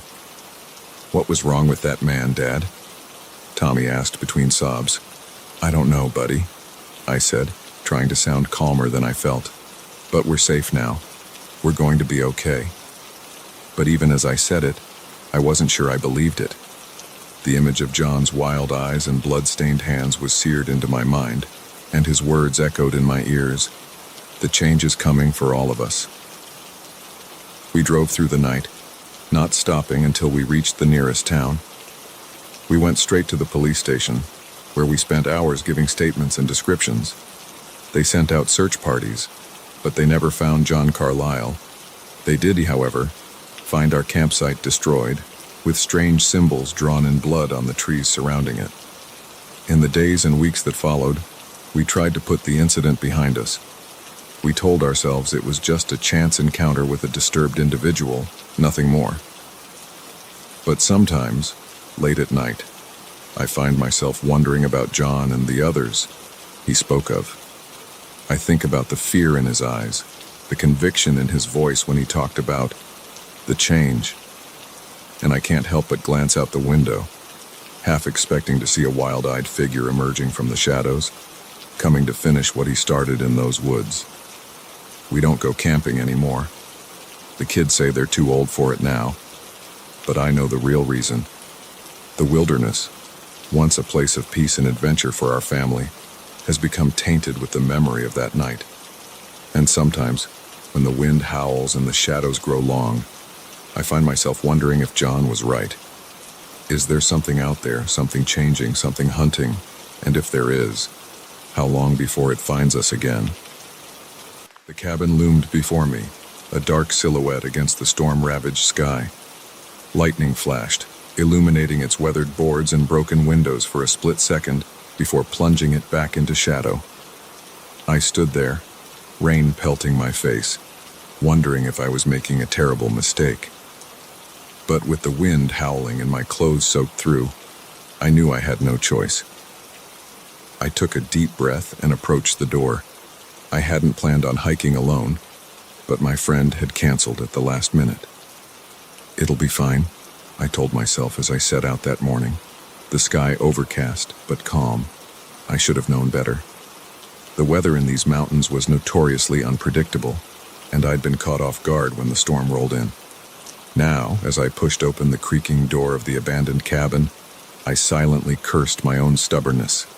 The hinges groaned in protest, and I winced at the sound, irrationally afraid of disturbing whatever might be lurking in the darkness beyond. "Hello?" I called out, my voice barely audible over the howling wind. "Is anyone here?" Silence answered me. I fumbled for my flashlight, clicking it on and sweeping the beam across the interior. Dust motes danced in the light, stirred up by my entrance. The cabin was sparsely furnished. A rickety table, a couple of chairs, and what looked like an old cooking stove in the corner. Cobwebs draped every surface, and the floorboards creaked ominously under my feet. Despite its dilapidated state, the cabin offered blessed relief from the raging storm.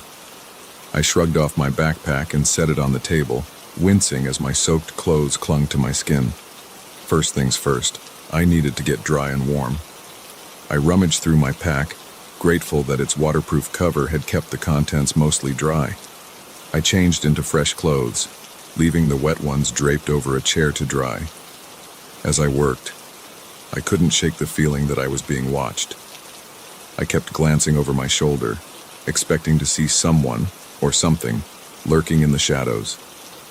"Get a grip," I muttered to myself. "It's just an empty cabin." But was it?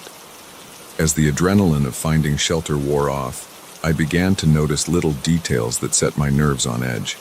A half-empty glass of water on the table, condensation still beating its surface.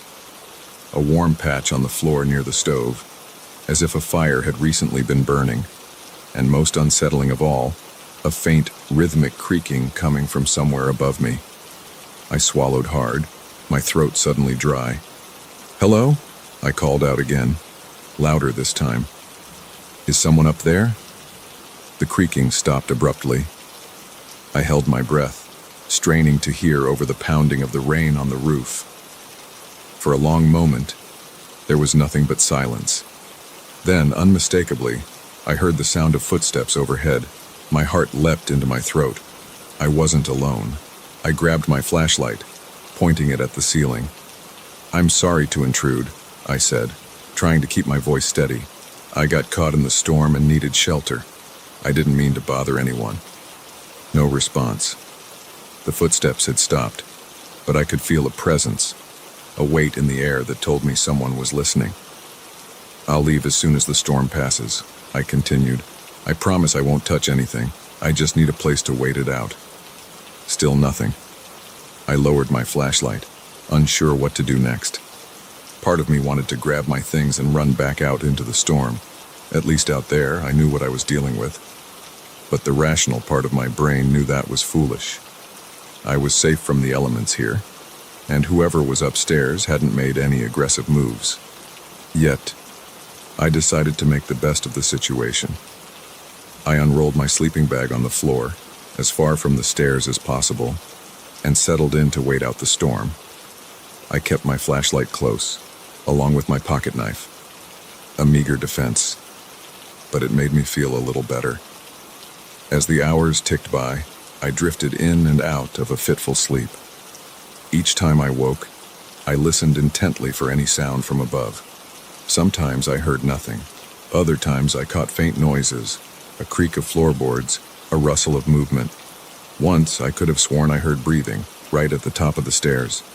I lay perfectly still, hardly daring to breathe myself, until the sound retreated. Sometime in the early hours of the morning, I awoke to a new sound. The rain had stopped, replaced by an eerie stillness. I sat up, rubbing my eyes and fumbling for my flashlight. As I clicked it on, a floorboard creaked behind me. I whirled around, my heart pounding. There, at the foot of the stairs, stood a figure. I couldn't make out any details in the darkness, just a vague human shape. It was tall, taller than any person I'd ever seen, and unnaturally still. "Hello?" I stammered, my voice barely a whisper. The figure didn't move, didn't speak, just stood there, watching me. I scrambled to my feet, putting the table between us. "Who are you?" I demanded, trying to sound braver than I felt. "What do you want?" Slowly, so slowly I wasn't sure if I was imagining it at first, the figure raised an arm. It pointed at me, then at the door. "You want me to leave?" I asked. A nod, just a slight movement, but unmistakable. I didn't need to be told twice. I grabbed my backpack, not bothering to pack up my sleeping bag or change out of my sleep clothes. As I edged towards the door, giving the figure a wide berth, I kept my flashlight trained on it. It remained motionless, that long arm still pointing at the exit. Just as I reached for the doorknob, a floorboard creaked upstairs. My blood ran cold as I realized the figure in front of me wasn't the source of the noises I'd heard all night. There was someone else in the cabin. I yanked the door open and bolted outside. The storm had passed, leaving behind a world washed clean. In the pre-dawn light, I could see the trail I'd come up on. I ran as if my life depended on it, not daring to look back until I'd put a good distance between myself and the cabin. When I finally paused to catch my breath, I turned and looked up the trail.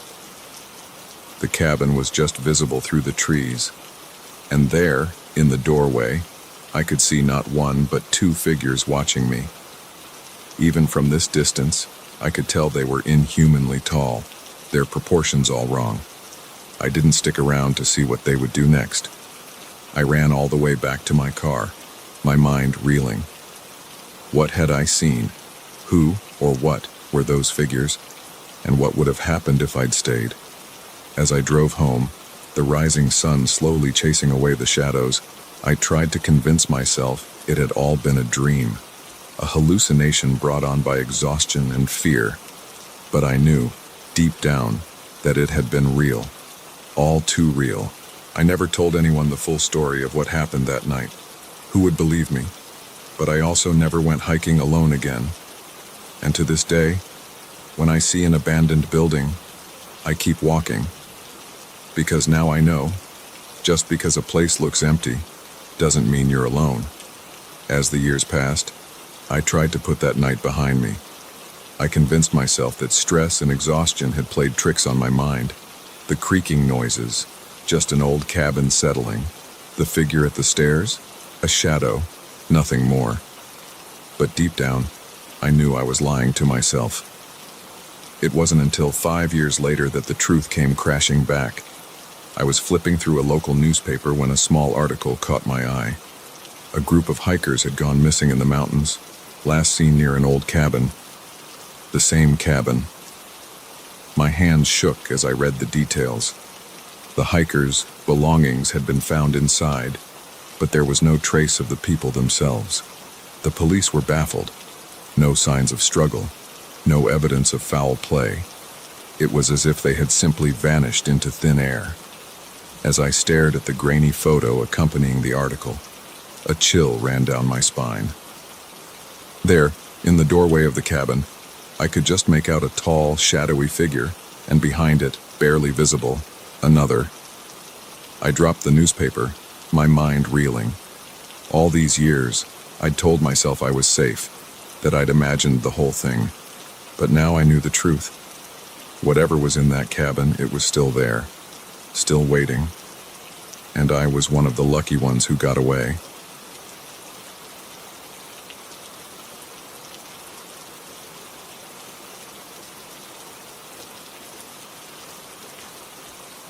The key card slid into the slot with a soft click, but the lock didn't budge. I frowned, trying again. Still nothing. I glanced at the room number, 314. This was definitely the right door, so why wasn't it opening? I hadn't wanted to stay at this hotel. The neon sign flickered ominously as I pulled into the parking lot, and the paint was peeling off the walls. But it was late. I was exhausted, and the next town was miles away. I just needed a place to crash for the night. Now, standing in the dimly lit hallway, my suitcase at my feet, I was starting to regret my decision. I tried the key card one more time before giving up and heading back to the front desk. The lobby was deserted, save for the night clerk, a young man with dark circles under his eyes and a slightly too wide smile. "Excuse me," I said, approaching the desk. "I'm having trouble with my key card. Room 314? The clerk's smile faltered for a moment. He tapped at his computer, brow furrowing. "I'm sorry, ma'am, but I'm not showing anyone checked into room 314. I blinked, confused. "That can't be right. I just checked in an hour ago. You gave me the key yourself." He shook his head slowly. "I'm afraid that's not possible. I've been here all night, and I haven't checked anyone in." A chill ran down my spine. I fumbled in my purse for the paper slip that held my key card. "Look," I said, pushing it across the desk. "Room 314. You wrote it right here." The clerk examined the slip, his frown deepening. "Ma'am, I don't recognize this handwriting, and we don't even use this type of key card anymore." He held it up, and I saw that it did look different from the sleek, modern cards I'd seen him handling earlier. My head was spinning. "I don't understand. I was just in that room. My things are there." "Let's go take a look," he said, his tone placating. I followed him up to the third floor, a sense of unease growing with each step. When we reached room 314, the clerk used his master key to open the door. I rushed inside, expecting to see my suitcase on the bed, my jacket draped over the chair, but the room was empty, perfectly made up, as if no one had been there at all. "This is impossible," I whispered, my voice shaking. My things were here. I unpacked. I took a shower. The clerk was looking at me with a mixture of concern and suspicion. "Ma'am, are you feeling all right? Maybe you're confused about which hotel you're staying at." I shook my head vehemently. "No, I'm not confused. I know I checked in here. I spoke to you." But even as I said it, doubt began to creep in. The clerk's face showed no recognition, no hint that he remembered our earlier interaction. Was it possible I had imagined the whole thing? "I think perhaps you should sit down," the clerk said gently. "Would you like me to call someone for you?" I sank onto the bed, my mind reeling. "No, I just need a minute to think." The clerk nodded and retreated, leaving me alone in the room that should have been mine but clearly wasn't. I tried to retrace my steps, to make sense of what was happening. I remembered driving up to the hotel, checking in, coming to this very room.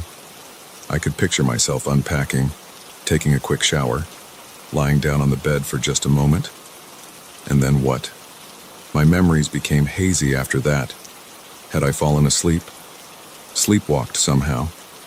But that didn't explain why my belongings were missing, or why the clerk had no record of me. I pulled out my phone, thinking I could check my bank statement for the hotel charge, but my screen remained stubbornly black. Dead battery. Of course. With shaking hands, I opened the nightstand drawer, looking for the usual hotel directory. Instead, I found a small notebook. Curious, I opened it. The pages were filled with handwritten notes. The ink faded, and the paper yellowed with age. I squinted, trying to make out the words in the dim light. Day 47. Another guest vanished last night. That makes 3 this month. The others don't seem to notice. Or maybe they do, and they're just too afraid to say anything. I don't know how much longer I can keep working here, but I'm afraid of what might happen if I try to leave. My blood ran cold. I flipped through more pages, each entry more disturbing than the last. Stories of guests checking in and never checking out. of room numbers changing overnight, of staff members disappearing without a trace. The final entry caught my eye. If you're reading this, you're in danger. Get out now. Don't trust anyone. They won't let you leave if they know you've figured it out. I slammed the notebook shut, my heart pounding. This had to be some kind of joke, right? A prank to scare guests? But the tremor in my hands and the knot in my stomach told me this was all too real. I needed to get out of here, now. I crept to the door, pressing my ear against it. The hallway beyond was silent. Slowly, carefully, I turned the handle and peeked out. Empty. I slipped into the corridor, my bare feet silent on the worn carpet. I had no idea where my shoes were, but I wasn't about to go looking for them now. As I crept toward the stairs, a door opened behind me. I froze, not daring to look back. "Can I help you, ma'am?" It was the clerk's voice, but something about it had changed. It was colder, harder. I ran. I hit the stairwell at full speed, taking the steps 2 at a time. I could hear footsteps behind me, faster than they should be. Inhuman, I burst into the lobby, gasping for breath. It looked different somehow, the furniture older, the wallpaper faded and peeling, and it was empty. No late-night guests, no staff, just me and the sound of those relentless footsteps getting closer. I sprinted for the front door, my lungs burning. Almost there. I reached for the handle, yanked. It didn't budge. "No, no, no," I moaned, pulling harder. The door remained stubbornly shut, as if it had been painted closed. I spun around, looking for another exit, and froze. The clerk stood there, but he wasn't the young man I'd seen earlier. His skin was gray and sagging, his eyes sunken and lifeless. When he smiled, his teeth were sharp and yellow. "Leaving so soon?" he asked, his voice a raspy whisper. "But you've only just checked in?" I backed away, my shoulders hitting the immovable door. "What do you want from me?" He tilted his head, regarding me with those dead eyes. "Want? Oh, my dear, we don't want anything from you. We just want you to stay. Forever." As he spoke, more figures emerged from the shadows. Staff members, guests, all with that same gray skin, those same lifeless eyes. They moved towards me slowly, inexorably, like a tide of death. I screamed, pounding on the door behind me. "Help! Somebody help me!" But there was no one to hear, no one to help. I was alone in a hotel that didn't exist, surrounded by people who weren't people at all. The clerk reached for me, his cold fingers brushing my arm. I recoiled, squeezing my eyes shut, bracing for the worst. And then I woke up. I bolted upright, gasping for breath. I was in a bed. My bed. In my apartment. Sunlight streamed through the window, and I could hear the familiar sounds of traffic outside. It had all been a dream, a horrifyingly vivid nightmare, but a dream nonetheless. I laughed shakily, running a hand through my sweat-soaked hair. Of course it wasn't real. Vanishing hotel rooms, undead staff, it was absurd. Still, as I got up to start my day, I couldn't shake the lingering sense of unease. The dream had felt so real, every detail sharp and clear in my mind. It wasn't until I was getting dressed that I noticed something odd. There, on my nightstand, was a small, faded notebook. My blood ran cold as I picked it up with trembling hands and opened it to the first page. Day 1. I finally escaped. But I don't think I'm really free. They'll find me eventually. They always do. If you're reading this, be careful. Don't check in. Because once they have you, they'll never let you leave. I dropped the notebook, my mind reeling. It wasn't possible. It couldn't be real. But as I looked around my familiar room, I noticed other small details that weren't quite right. The wallpaper pattern that didn't quite match my memories. The view outside my window that was just slightly off. And there, on my dresser, a key card for room 314. I sank to the floor, the terrible truth washing over me. I hadn't escaped at all. The hotel had simply changed its appearance, trying to lull me into a false sense of security. But now I knew the truth. I was still checked in, and I would be forever.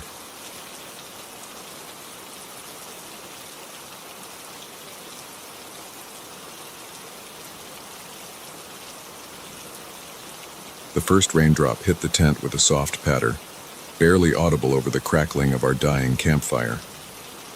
I glanced at Jenny, her face illuminated by the flickering flames, and saw my own unease reflected in her eyes. We'd been hearing strange noises all evening, but had chalked it up to the usual sounds of the forest. Now, as darkness fell and the rain began in earnest, those noises took on a more sinister tone. We hadn't planned on camping so deep in the woods. Our original spot, a popular campground near the lake, had been overrun with rowdy teenagers when we arrived. Seeking peace and quiet, we'd ventured further into the forest, finally settling on a small clearing that seemed perfect. In hindsight, I should have known better. In horror movies, it's always the couple that strays from the group that ends up in trouble. But this wasn't a horror movie. This was real life. And as I zipped up our tent against the intensifying rain, I told myself there was nothing to worry about. We were experienced campers. We had supplies, a map, and a vague idea of where the nearest ranger station was. We were fine. The rain picked up, drumming steadily against the tent's fabric. Jenny and I huddled in our sleeping bags, talking in low voices about our plans for the next day's hike. But as the night wore on, our conversation dwindled, replaced by an uneasy silence broken only by the sound of rain and the occasional distant rumble of thunder. It was nearing midnight when we heard it, a voice, low and indistinct, coming from somewhere in the darkness beyond our tent. "Did you hear that?" Jenny whispered, her hand gripping my arm. I nodded, straining my ears. For a moment, there was nothing but the rain. Then it came again. Another voice, different from the first, responding to something we couldn't make out. "Probably just other campers," I said, trying to sound more confident than I felt. But even as I said it, I knew it wasn't true.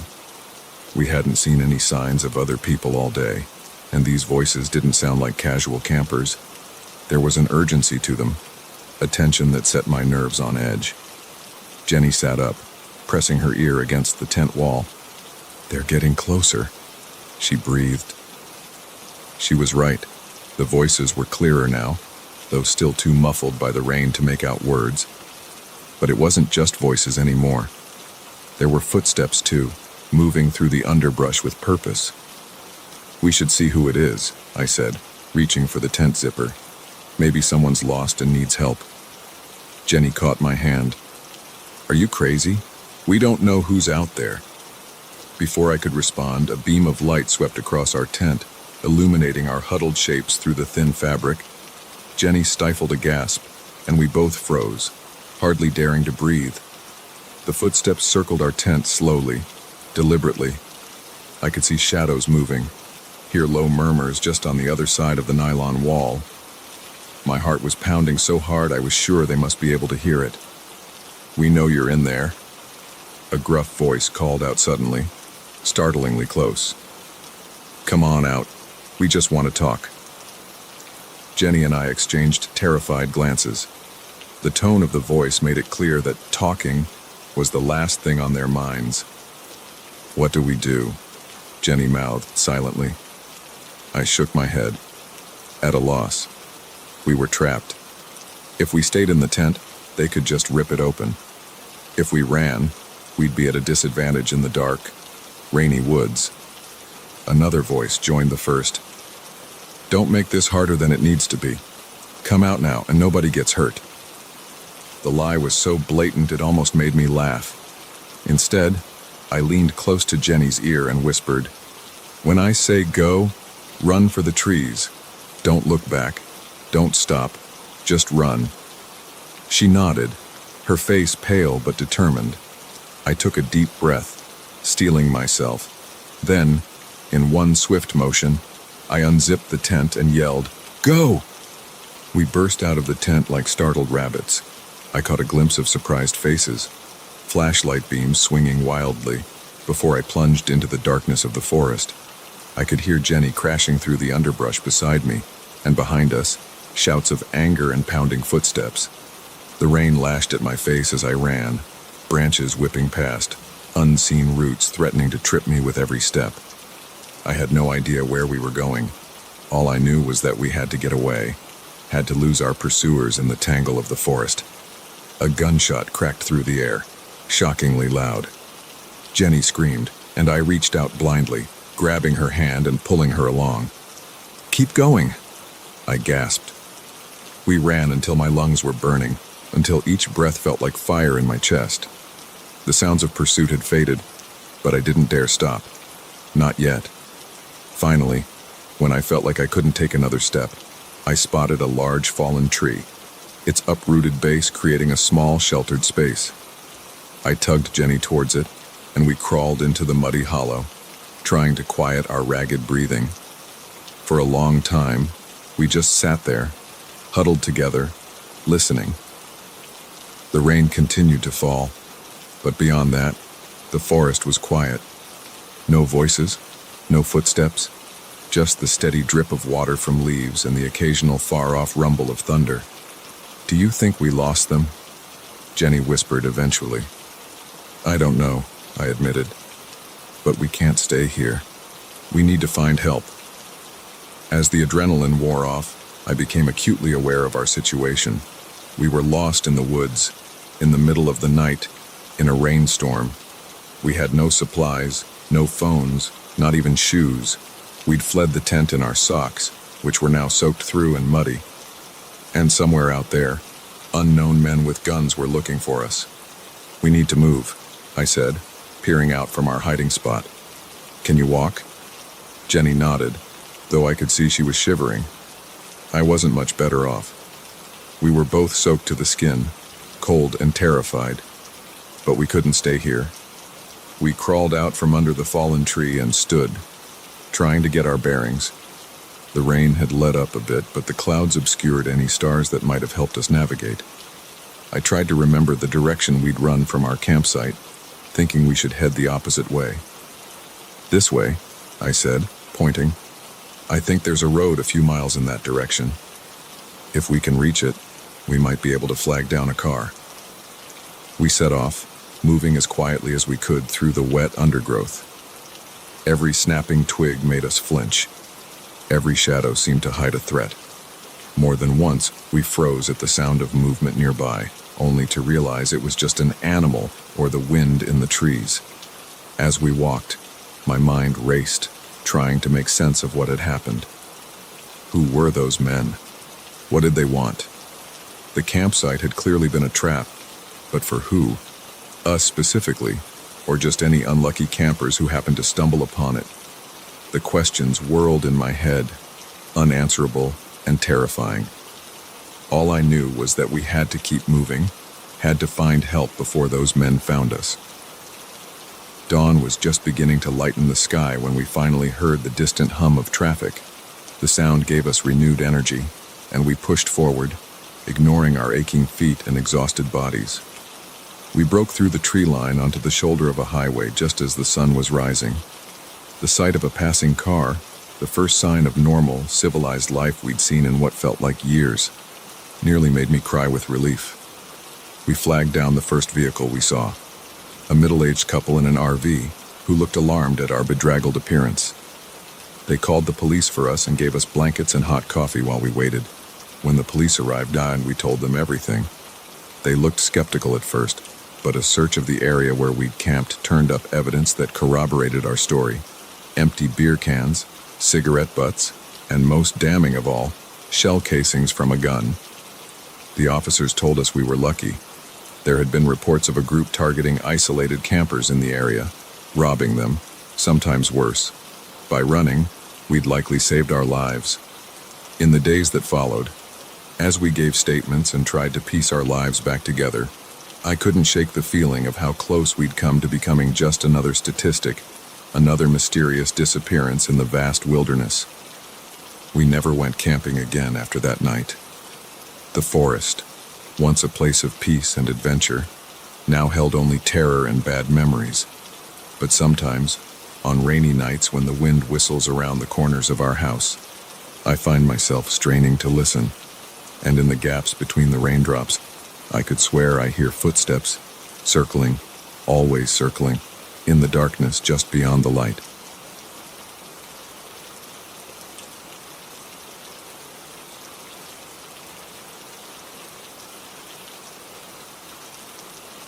The windshield wipers fought a losing battle against the torrent of rain as I squinted through the glass, searching for any sign of the road. I'd been driving for hours, trying to outrun the storm, but it seemed determined to follow me. As another flash of lightning illuminated the landscape, I caught a glimpse of a faded wooden sign, Millbrook, 5 miles. I breathed a sigh of relief. Maybe I could find a motel there and wait out this deluge. But as the miles ticked by, the storm only intensified. The rain was coming down so hard now that I could barely see a few feet in front of my car. I slowed to a crawl, my knuckles white on the steering wheel. That's when I saw it, a dirt road branching off to the right, with another sign that read, "Shortcut to Millbrook." I hesitated for a moment. I'd heard plenty of stories about shortcuts and that led nowhere good. But the prospect of getting off this treacherous main road and reaching town sooner was too tempting to pass up. I turned onto the dirt road, feeling the car lurch as it hit the uneven surface. For a while, things seemed okay. The road wound through dense forest, the trees offering some shelter from the worst of the rain. But as I drove deeper into the woods, an uneasy feeling began to creep over me. The road was getting narrower, muddier. I hadn't seen another vehicle or any signs of civilization for miles. Just as I was beginning to think I'd made a terrible mistake, my headlights illuminated a structure ahead. A farmhouse, old but well-maintained, stood in a clearing. Warm light spilled from the windows, and I could see a barn and a couple of outbuildings nearby. My relief was palpable. Even if this wasn't Millbrook, surely the residents could point me in the right direction. I pulled up to the house and killed the engine, taking a deep breath before making a dash through the rain to the porch. As I raised my hand to knock, the door swung open. A man stood there, tall and lean, with weathered features that spoke of a life spent outdoors. He looked at me with a mixture of surprise and something else I couldn't quite place. Suspicion, maybe. "Can I help you?" he asked, his voice gruff. "I'm so sorry to bother you," I said, trying to keep my teeth from chattering as the cold rain seeped through my clothes. "I was trying to get to Millbrook, but I think I took a wrong turn. Could you point me in the right direction?" The man's expression softened slightly. "Millbrook? You're a long way off, miss. That road doesn't go through anymore. Washed out in the floods last spring." My heart sank. Oh no, I don't suppose there's another way around. He shook his head. "Not in this weather. These back roads turn into rivers when it rains like this. You'd best come inside and wait it out." I hesitated. Every instinct told me to politely decline and try to find my way back to the main road. But a particularly loud crack of thunder made me jump, and I realized I didn't have much choice. "Thank you," I said, following him into the house. The interior was cozy, if a bit cluttered. Mismatched furniture filled the living room, and the walls were covered with old photographs and bits of farming equipment that seemed more decorative than functional. A fire crackled in the hearth, and I gravitated towards it, grateful for the warmth. "I'm John," the man said, closing the door behind us. "My wife, Martha, is in the kitchen. Make yourself comfortable. I'll let her know we have a guest." As John disappeared down a hallway, I took the opportunity to look around more closely. The photos on the walls showed a family, John, a woman I assumed was Martha, and 2 children at various ages. But there was something off about them. The clothes and hairstyles looked outdated, like they were from decades ago. I was squinting at one particularly faded photo when a voice behind me made me jump. "Supper's almost ready, if you'd like to join us." I turned to see a woman standing in the doorway to what I assumed was the kitchen. Like John, she had a weathered look about her, but her smile was kind.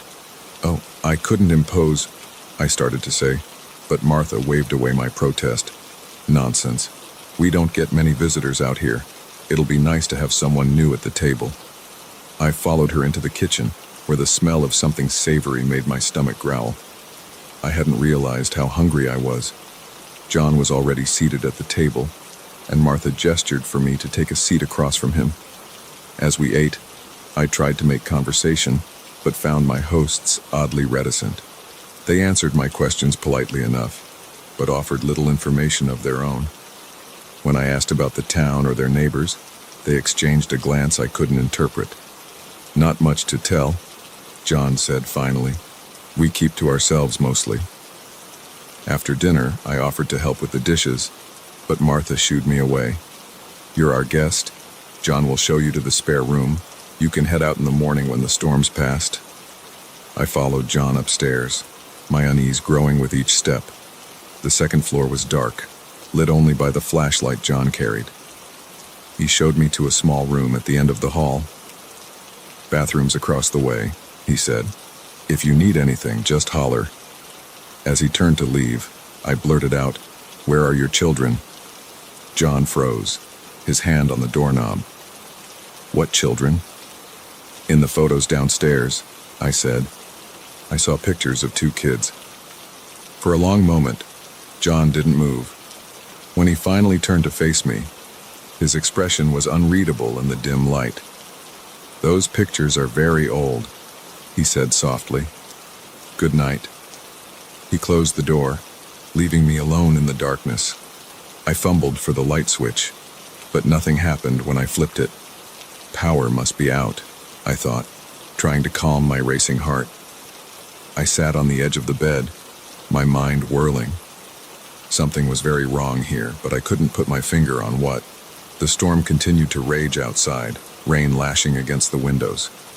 I knew I wouldn't be able to leave until morning, but the thought of spending the night in this strange house filled me with dread. Unable to sleep, I decided to explore a bit. I crept out of the room and down the hall, using my phone's flashlight to guide me.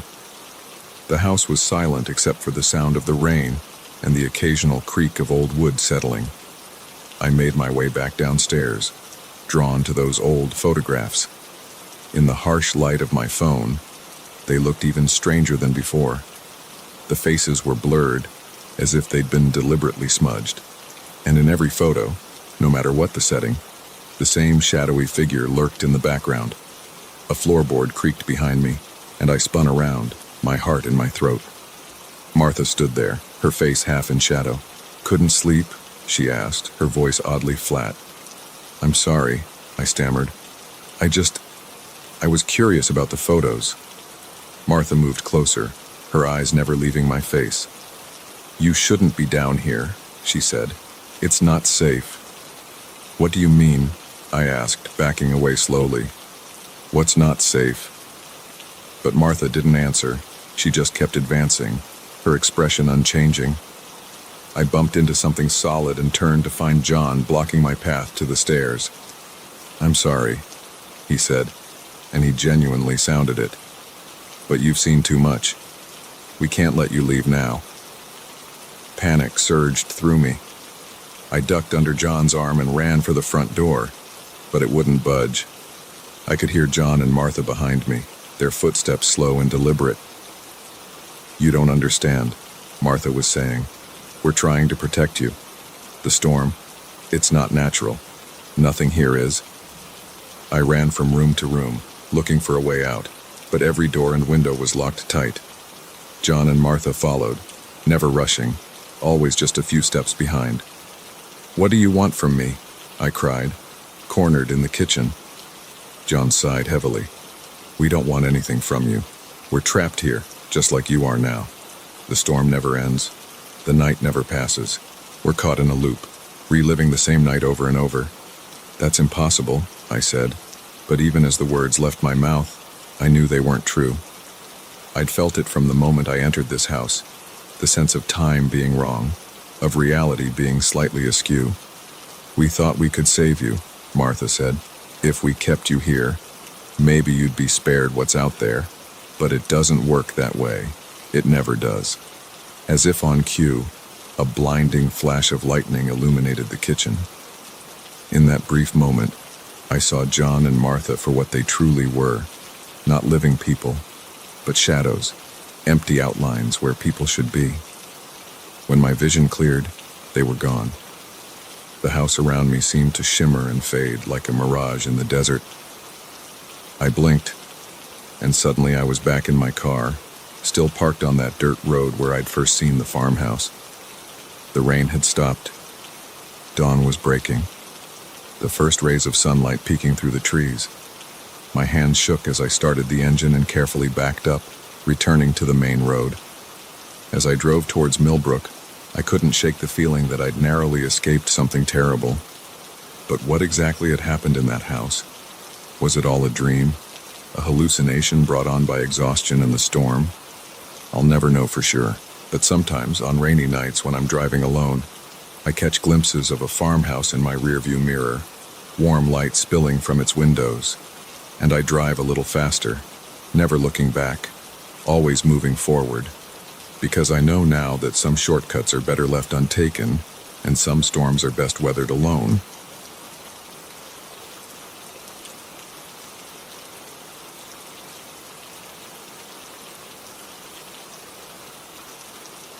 The first thing I noticed when I woke up was the silence.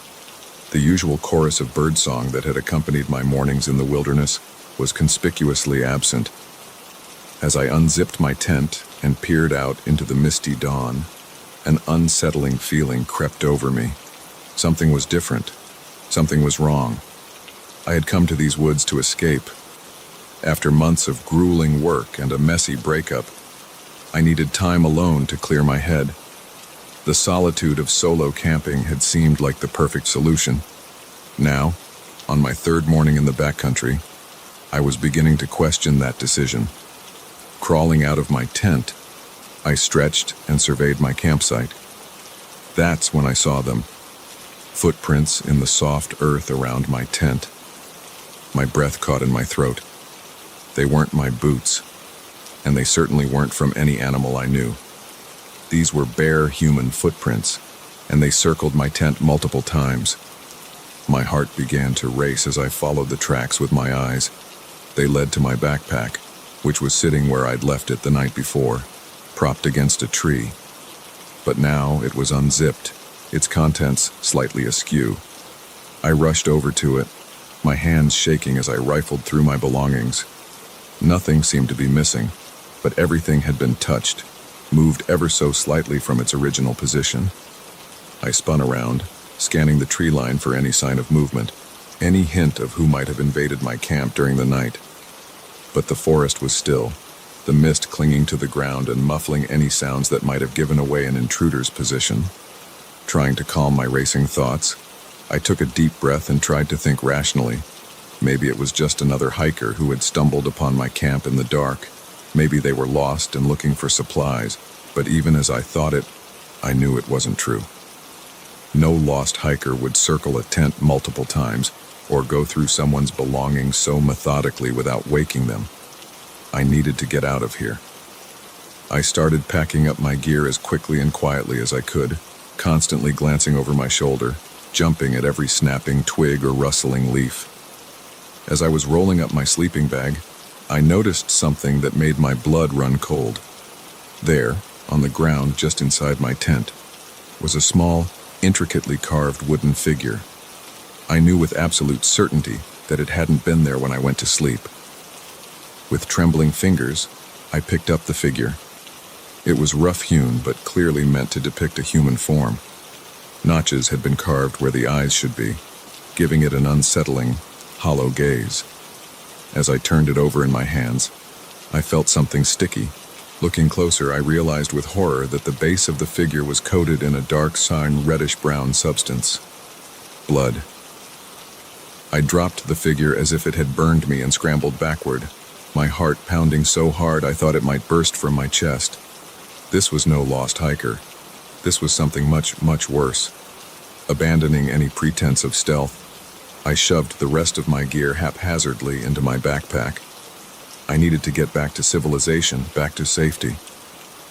I slung the pack over my shoulders and set off at a brisk pace, trying to remember the route I had taken to get here. As I walked, the forest seemed to close in around me. The trees, which had seemed welcoming and peaceful just days ago, now loomed menacingly. Every shadow held a potential threat, every sound a possible pursuer. I found myself constantly looking back over my shoulder, sure that at any moment I would see someone, or something, following me. After what felt like hours of walking, I realized with growing panic that nothing looked familiar. The landmarks I had carefully noted on my way in were nowhere to be seen. Had I taken a wrong turn? Or had the forest itself somehow changed, rearranging itself to confuse and trap me? I stopped to check my map and compass, hoping to reorient myself. But as I pulled them out of my pack, I noticed something that made my stomach lurch. The map had been altered. Crude drawings had been added in what looked like charcoal, stick figures scattered across the paper, all with the same hollow eyes as the wooden figure from my tent. And there, right where I estimated my current position to be, was a larger figure, waiting. I dropped the map, my hands shaking uncontrollably now. This couldn't be happening. It had to be some sort of sick joke or a stress-induced hallucination. But the footprints, the wooden figure, the altered map, it was all too real, too tangible to be a figment of my imagination. A twig snapped somewhere behind me, and I whirled around, my heart in my throat. Through the trees, I caught a glimpse of movement, a dark shape, just for a second, before it disappeared behind a large oak. Without thinking, I ran. I crashed through the underbrush, branches whipping at my face, roots threatening to trip me with every step. I had no idea where I was going, no plan beyond putting as much distance between myself and whatever was back there as possible. My lungs burned and my legs ached, but terror drove me onward. As I ran, I became aware of sounds behind me, footsteps, keeping pace but never quite catching up. Sometimes they seemed to be coming from my left, sometimes my right. Occasionally, I could have sworn they were right beside me, though I saw nothing when I dared to glance to the side. Just when I thought I couldn't run any further, I burst out of the tree line into a small clearing. In the center stood an old, dilapidated cabin. Its windows were dark, the door hanging crookedly on rusty hinges. Every instinct told me to keep running, to not trust this sudden appearance of shelter. But I was exhausted, and the footsteps behind me were getting closer. I made a split-second decision and sprinted for the cabin. I hit the door with my shoulder, wincing at the pain but grateful when it swung open. I slammed it shut behind me and frantically looked around for something to barricade it with. An old, heavy table stood against one wall. With strength born of desperation, I dragged it in front of the door. Only then did I allow myself to stop and catch my breath. The cabin was dark, dust motes dancing in the few beams of sunlight that managed to penetrate the grimy windows. It smelled of mold and decay, and as my eyes adjusted to the gloom, I saw that the floor was littered with debris, broken furniture, scraps of paper, and more of those unsettling wooden figures. I backed away from the door, my eyes darting around the room, looking for another way out. There had to be a back door, or a window I could climb through if I needed to. But as I turned to explore further, my foot caught on something and I stumbled. Looking down, I saw a trapdoor in the floor, half hidden under a ratty old rug. My curiosity warred with my fear. What was down there? A cellar where I could hide, or something worse? Before I could decide whether or not to open it, I heard it. Footsteps on the porch outside, slow, deliberate, coming closer with each passing second. I held my breath, pressing myself against the wall, praying that the barricade would hold. The footsteps stopped right outside the door. For a long moment, there was silence. Then, a sound that made my blood run cold. Soft laughter, followed by a voice that seemed to come from everywhere and nowhere at once. "I've been waiting for you," it said, the words slithering through the cracks in the walls. "We have so much to talk about." The door began to shake, the table scraping against the floor as something pushed against it from the outside. I looked frantically around the room, searching for a weapon, an escape route, anything. My eyes fell on the trapdoor. With no other choice, I ran to it and yanked it open. A dark hole yawned beneath me, the bottom lost in shadows. The pushing at the door was getting stronger, the wood beginning to splinter. I took a deep breath, sent up a silent prayer, and jumped into the darkness. I fell for what felt like an eternity, the air rushing past me, my stomach lurching. Then, suddenly, impact, but not the hard ground I was expecting. Instead, I landed on something soft, giving. I opened my eyes, disoriented. I was in my tent. Sunlight was streaming through the fabric. Birds were singing outside. I sat up, my heart pounding, looking wildly around. Everything was as I had left it the night before. No footprints, no wooden figures, no altered map. Had it all been a dream? A vivid nightmare brought on by stress and isolation? I wanted to believe that, but as I moved to unzip the tent, my hand brushed against something small and hard. There, half buried in my sleeping bag, was a tiny wooden figure. Its hollow eyes stared up at me, and I could have sworn I heard distant laughter on the breeze that rustled through the trees.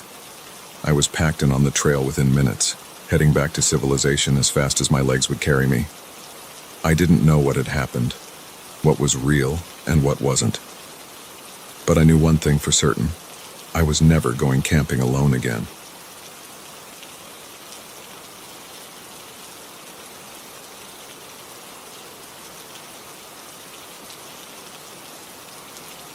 The neon sign flickered ominously as we pulled into the diner's parking lot, casting an eerie red glow across the rain-slicked asphalt. Lou's Pit Stop, it read, though the SRN stop had long since burned out. I glanced at my best friend, Sarah, and saw my own unease reflected in her eyes. We hadn't planned on stopping here, but after hours of driving through the night, we were both exhausted and in desperate need of coffee. "It's just a quick stop," I said, trying to sound more confident than I felt. "We'll be back on the road before you know it." Sarah nodded, but I could tell she was just as apprehensive as I was. There was something off about this place, something that made the hair on the back of my neck stand up. But it was the only sign of civilization we'd seen for miles, and with our gas tank hovering dangerously close to empty, we didn't have much choice. The bell above the door jingled as we entered, drawing the attention of the few patrons scattered throughout the dimly lit diner. An older man at the counter turned to look at us, his eyes narrowing suspiciously before he returned to his coffee. A group of men in the corner booth fell silent, their conversation dying abruptly as they took in our appearance. I suddenly felt very aware of how out of place we must look. Two young women, clearly not from around here. Our clothes rumpled from the long drive. I tugged self-consciously at the hem of my shirt as we made our way to an empty booth near the back. The vinyl seats were cracked and worn, and the table was sticky with what I hoped was just spilled syrup. A tired-looking waitress appeared almost immediately, her pen poised over a worn notepad. "What'll it be?" she asked, her voice gravelly from years of cigarettes. "Just coffee, please," I said, "for both of us." She nodded and shuffled away, leaving Sarah and me to take in our surroundings. The diner looked like it hadn't been updated since the 1950s, with faded photographs lining the walls and an ancient jukebox in the corner that had probably been silent for years. "I don't like this place," Sarah whispered, leaning across the table. "Something feels wrong." I was about to agree when the waitress returned with our coffee. As she set the mugs down, I caught a glimpse of a dark bruise on her wrist, partially hidden by her sleeve. She saw me looking and quickly pulled her arm back, avoiding eye contact. "You girls just passing through?" she asked, her tone casual but her eyes darting nervously to the group in the corner. "Yeah, we're on our way to—" I started to say, but Sarah kicked me under the table. I realized my mistake too late. It probably wasn't wise to tell strangers our destination. "We're just taking a road trip," Sarah finished smoothly. "I no real destination in mind." The waitress nodded, a flicker of something, relief, concern, passing across her face. Well, you be careful out there. These roads can be dangerous at night. As she walked away, I couldn't shake the feeling that her words held more meaning than a simple warning about driving conditions. We sipped our coffee in silence, both of us on edge. That's when I started to notice the conversations around us. At first, it was just snippets, words that didn't quite make sense out of context. But as I listened more closely, a chill ran down my spine. The men in the corner were talking in low, urgent tones. I caught phrases like shipment coming in and need to move it fast. One of them mentioned a new girl, and they all laughed, a sound that made my skin crawl. I looked at Sarah, and I could tell from her expression that she'd heard it too. We needed to leave now, but as I reached for my wallet to pay for the coffee, I realized with a sinking feeling that I couldn't find my car keys. I distinctly remembered putting them in my pocket when we entered the diner, but now they were gone. Sarah, I whispered, trying to keep the panic out of my voice. I can't find my keys. Her eyes widened. What? Are you sure? I nodded, my heart racing. They must have fallen out somewhere. Help me look. We searched as discreetly as we could, checking under the table and in the cracks of the booth seats, but the keys were nowhere to be found. The bell above the door jingled again, and I looked up to see a police officer enter the diner. For a moment, I felt a wave of relief. Surely he could help us. But then I saw the way the men in the corner greeted him, the familiar nods and smiles. My blood ran cold as I realized he was probably in on whatever was happening here. We need to get out of here, I whispered to Sarah. Now. She nodded, her face pale. We stood up, trying to act casual as we made our way to the door. But before we could reach it, one of the men from the corner booth stepped into our path. Leaving so soon? He asked, his smile not quite reaching his eyes. Why don't you stay a while? We don't get many visitors around here. I could feel the eyes of everyone in the diner on us. The waitress stood behind the counter, her expression a mixture of fear and resignation. The police officer watched with detached interest, making no move to intervene. We really need to get going, Sarah said, her voice steadier than I expected. Thanks for the coffee. We tried to step around him, but he moved to block us again.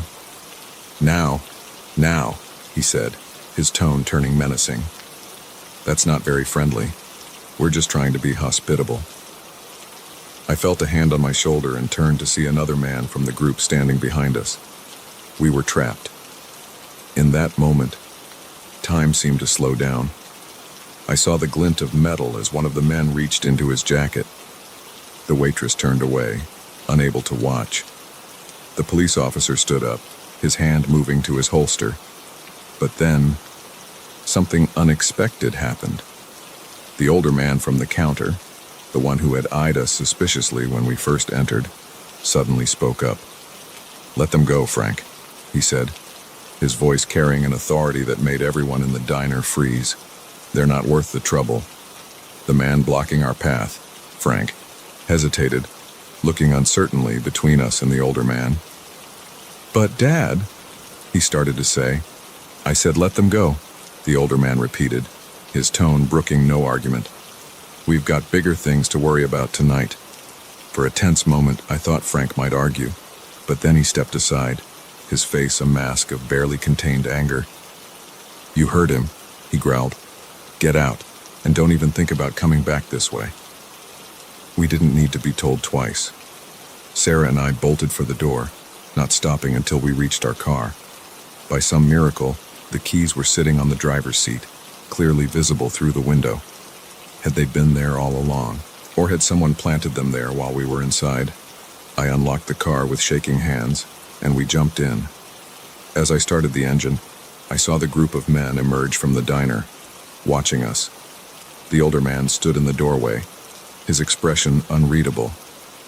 I threw the car into reverse and peeled out of the parking lot, my heart pounding in my ears. We drove in silence for several miles, both of us too shaken to speak. Finally, when the diner had long since disappeared in our rearview mirror, Sarah turned to me. What? What just happened back there? I shook my head, still trying to process it all. I don't know, but I think we just narrowly escaped something terrible. We drove through the night, not stopping again until we reached the next major town. As we checked into a motel, both of us too wired to sleep despite our exhaustion, I couldn't shake the memory of that diner. The suspicious glances, the overheard conversations, the fear in the waitress's eyes. I never reported what happened that night. Who would believe us? And what exactly would we report? But to this day, whenever I see a lonely diner on a dark stretch of road, I keep driving. Some stops, I've learned, are better left unmade.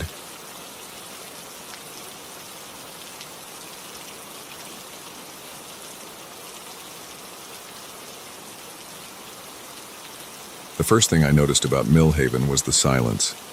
No birds chirping, no distant hum of traffic, not even the rustle of wind through leaves. Just an eerie, oppressive quiet that seemed to swallow every sound.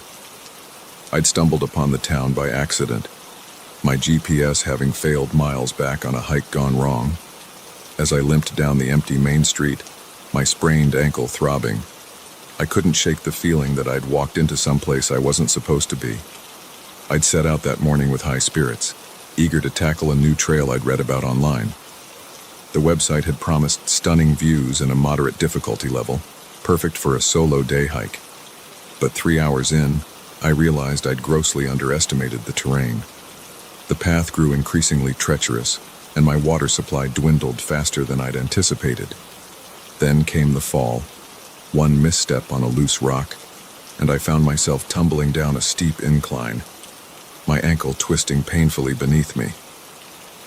By the time I managed to stop my descent, I was disoriented, in pain, and completely lost. My phone showed no signal, and my GPS app refused to load. With the sun starting to dip towards the horizon, I knew I had to find help fast. That's when I saw the faint outline of rooftops in the distance.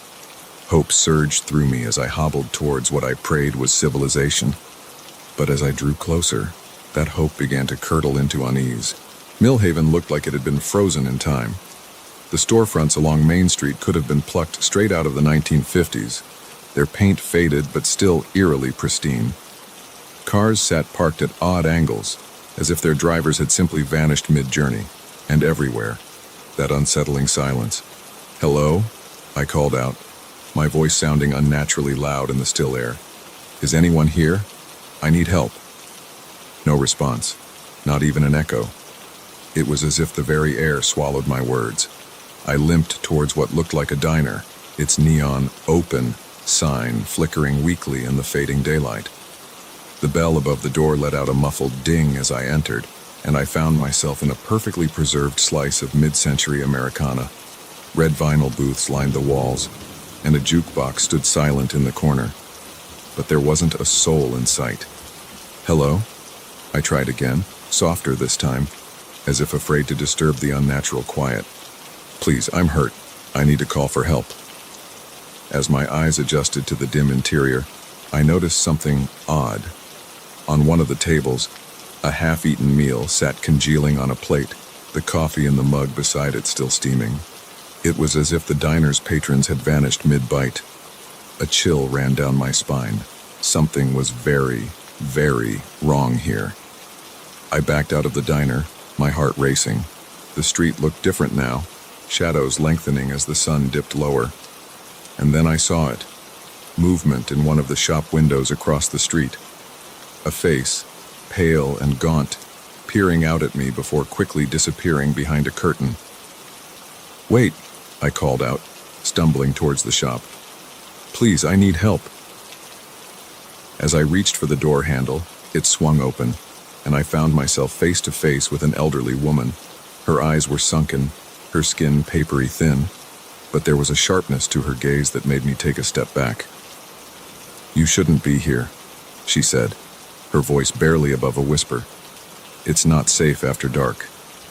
Before I could respond, she grabbed my arm with surprising strength and pulled me inside, slamming the door behind us. The shop appeared to be some kind of general store, shelves stocked with dusty canned goods and outdated household items. "What's going on?" I asked, my voice shaking. "Where is everyone?" "I just need to call for help. My ankle." "Shh," she hissed, pressing a bony finger to her lips. "They'll hear you." "Who?" I whispered back, fear coiling in my gut. The old woman peered out the window, her eyes darting back and forth. "The others," she said cryptically.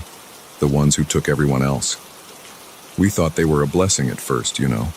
They came with promises of a better life, of immortality. And oh, how we believed them." I stared at her, trying to make sense of her words. "I don't understand. What others? What happened to this town?" She turned back to me, her eyes filled with a mixture of sadness and fear. "They came 5 years ago. Strangers offering a miracle drug. Said it would stop aging, cure all illnesses. And it worked for a while. But then..." Her voice trailed off, and she shuddered. "People started to change, not just stopping aging, but reverting, getting younger. Too young until they just disappeared. Babies one day, gone the next. And those of us who didn't take it, well, we're the only ones left. Hiding. Waiting." I felt dizzy, her words painting a picture too horrific to fully comprehend. "But that's impossible," I stammered. "Things like that don't happen in real life." The old woman let out a bitter laugh. "Oh, my dear, you have no idea what's possible, but you need to leave now, before they find you." As if on cue, a low humming sound filled the air. The old woman's eyes widened in terror. "They're coming," she whispered. "You need to hide." She shoved me towards a back room, but I resisted. "Wait, I can't just leave you here. Come with me, we can both escape." But she shook her head firmly. "I'm too old, too slow. I'll only slow you down. Go now. And whatever you do, don't let them catch you. Don't let them offer you anything, just run." The humming grew louder, and I could see a strange, pulsing light through the shop windows. Against my better judgment, I did as the old woman said, limping as fast as I could towards the back of the store. I found a small storage room and squeezed inside, pulling the door shut behind me. Through a crack in the door, I watched as the shop filled with an otherworldly blue light. I could hear voices, but they didn't sound human, more like a chorus of whispers, all speaking at once in a language I couldn't understand. I held my breath, pressing myself against the back wall of the storage room. The voices grew closer, and I saw shadows moving just outside my hiding place. My heart was pounding so hard I was sure they must be able to hear it. Then, suddenly, silence. The light faded, and the humming stopped. I waited, barely daring to breathe, and for what felt like hours. Finally, when I couldn't stand it any longer, I slowly opened the door and peered out. The shop was empty. No sign of the old woman, or the strange beings she had warned me about. I crept out, my ankle protesting with every step, and made my way back to the front of the store. Outside, Millhaven looked exactly as it had before, empty, silent, frozen in time. But now I knew the terrifying truth that lurked beneath its surface. I didn't wait around to see if the beings would return. Ignoring the pain in my ankle, I ran until the town was far behind me, until I found a road and flagged down a passing truck. The driver looked at me like I was crazy when I told him about Millhaven, but he was kind enough to give me a ride to the nearest hospital. I never reported what I saw in that town. Who would believe me? Sometimes, I almost don't believe it myself. But on quiet nights, when the world seems too still, I remember the old woman's warning. And I wonder about the people of Millhaven, about the terrible price they paid for the promise of eternal youth. And I know, with a certainty that chills me to my core, that there are some places in this world that are better left undiscovered. Some communities that, once you wander in, you might never wander out of again.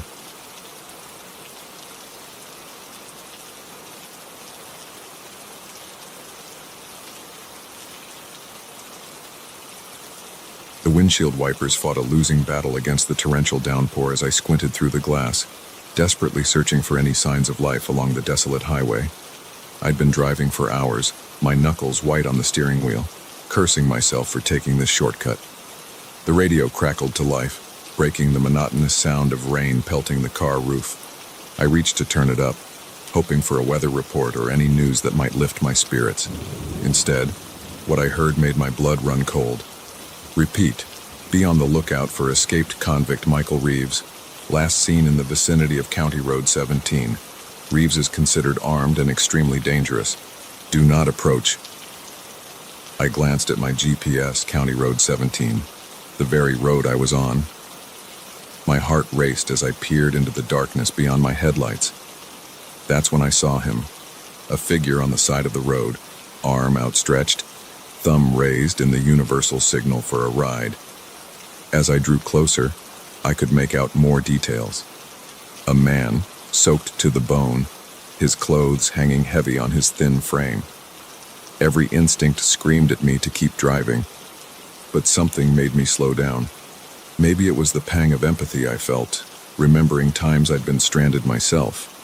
Or maybe it was the nagging voice in my head reminding me that the news report could be about anyone. What were the odds it was this specific man? Whatever the reason, I found myself pulling over, the car's tires crunching on the gravel shoulder. The man jogged up to the passenger side, and I lowered the window just a crack. "Thank you," he said, his voice barely audible over the rain. "I've been out here for hours. My car broke down a few miles back." I hesitated, my hand hovering over the door lock. "Where are you headed?" "Next town over would be great," he replied, offering a grateful smile. "I've got family there who can help me out." Against my better judgment, I unlocked the door. "Hop in," I said, trying to keep the tremor out of my voice. He slid into the passenger seat, bringing with him the smell of rain and something else. A faint metallic scent I couldn't quite place. As we pulled back onto the road, I snuck a glance at him.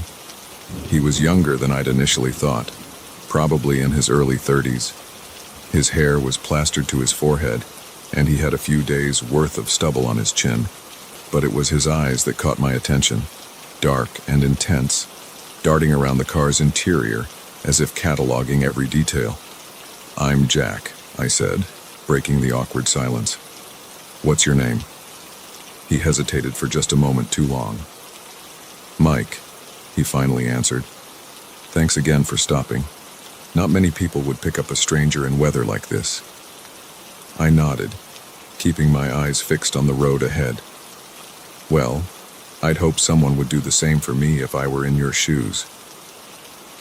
We drove in silence for a while, the only sound the rhythmic swish of the wipers and the dull roar of rain on the roof. I could feel Mike's eyes on me, studying me. The hairs on the back of my neck stood up. "So, Jack," he said suddenly, making me jump. "What brings you out to this lonely stretch of road on a night like this?" I swallowed hard, my mouth suddenly dry. "Just heading home from a business trip. Thought I'd take a shortcut, but I'm starting to regret that decision." Mike chuckled, but there was no humor in the sound. "Funny how shortcuts often end up taking us places we never intended to go, isn't it?" I nodded, unsure how to respond. The silence stretched between us again, heavy and oppressive. I found myself gripping the steering wheel tighter, my palms sweating despite the car's cool interior. "Mind if I turn on the radio?" Mike asked, his hand already reaching for the dial. "Sure," I said, grateful for any distraction. He fiddled with the tuner, static filling the car before a clear signal came through. It was the same news station I'd been listening to earlier. Once again, police are urging citizens to be on high alert. Escaped convict Michael Reeves is still at large. Reeves was serving a life sentence for multiple homicides and is considered extremely dangerous. He was last seen wearing a dark jacket and jeans. I felt the blood drain from my face as I realized the description matched my passenger exactly. My eyes darted to the rearview mirror, meeting Mike's, no, Michael's, gaze. In that moment, I knew he knew that I knew. The atmosphere in the car changed instantly. The tension, which had been simmering beneath the surface, now crackled like electricity. I could see Michael's hand moving slowly towards his jacket pocket. "Pull over," he said, his voice low and menacing. My mind raced, searching for a way out of this nightmare. We were miles from anywhere, no other cars on the road. If I stopped now, I was as good as dead. "I said pull over," Michael growled, his hand now clearly gripping something in his pocket. Instead of slowing down, I did the only thing I could think of. I floored it. The car lurched forward, tires fighting for grip on the rain-slicked road. Michael was thrown back in his seat, cursing loudly. "What the hell do you think you're doing?" he shouted, struggling to right himself. "Saving my life," I answered, surprised by the steadiness in my voice. What followed was a terrifying game of cat and mouse, played out at 80 miles per hour on a winding, rain-soaked highway. Michael lunged for the wheel, trying to force us off the road. I fought back, swerving wildly, praying to whatever higher power might be listening that we wouldn't crash. In the chaos, Michael's hand slipped from his pocket, and I saw what he'd been reaching for, a wicked-looking knife, its blade glinting in the dim light of the dashboard. My heart nearly stopped at the sight of it. "You're making this much harder than it needs to be, Jack," Michael said, his voice eerily calm as he brandished the knife. "Just pull over, and I promise I'll make it quick." "Not a chance," I spat back, my eyes darting between the road and the weapon. Suddenly, I saw something that made my heart leap, headlights in the distance, coming towards us. It was the first sign of another vehicle I'd seen in hours. If I could just hold out until we reached them. Michael saw them too. His face contorted with rage as he realized his window of opportunity was closing. With a roar of frustration, he lunged at me, the knife slashing through the air. I jerked the wheel hard to the right, sending the car into a spin. The world outside became a blur of rain and darkness as we whirled across the road. I heard Michael cry out, saw a flash of movement as he was thrown against the passenger door. Then, with a sickening crunch, we came to a stop. The airbag exploded in my face, dazing me momentarily. As I fought to clear my head, I became aware of two things: the approaching sound of sirens, and the fact that the passenger seat beside me was empty. I fumbled with my seatbelt, every movement sending shockwaves of pain through my battered body. Stumbling out of the wreckage, I saw a dark figure limping away into the woods that lined the highway. The sirens grew louder, and soon the night was awash in red and blue flashing lights. Police cars and an ambulance screeched to a halt around me. As paramedics rushed to check me over, I heard one of the officers speaking urgently into his radio. "Suspect spotted fleeing into the woods off County Road 17. All units converge on this location. He's on foot and possibly injured." As I was loaded into the ambulance, I caught snippets of conversation from the officers on the scene. They'd been tracking Michael for hours, always one step behind. If I hadn't picked him up, if I hadn't heard that radio broadcast, if I hadn't taken that ill-fated shortcut. The what-ifs swirled in my mind as shock began to set in.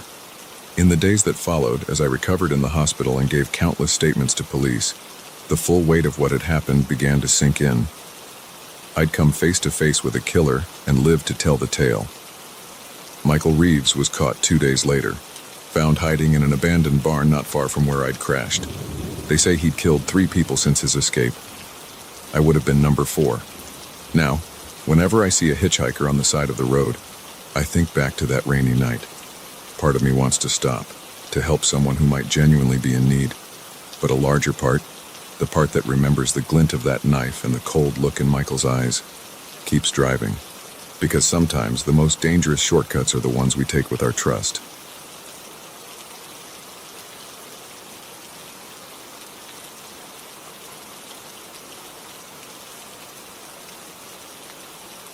The first siren cut through the night like a knife, jolting me from a fitful sleep. For a moment, I thought I was dreaming. The sound seemed unreal, out of place in the peaceful campground nestled at the foot of the old dam. But as the wail grew louder, joined by others in a cacophony of warning, the terrible truth dawned on me. This was no dream. This was a nightmare coming to life. I had arrived at Whispering Pines campground 3 days ago, seeking solace in nature after a particularly grueling month at work. The campsite, with its view of the sprawling lake created by the massive hydroelectric dam, had seemed idyllic. Sure, there had been murmurs among the other campers about recent heavy rains and rising water levels, but I had dismissed their concerns. The dam had stood for decades. Surely it could withstand a bit of extra water. Now, as I scrambled out of my tent into the pitch-black night, I realized how foolish that assumption had been.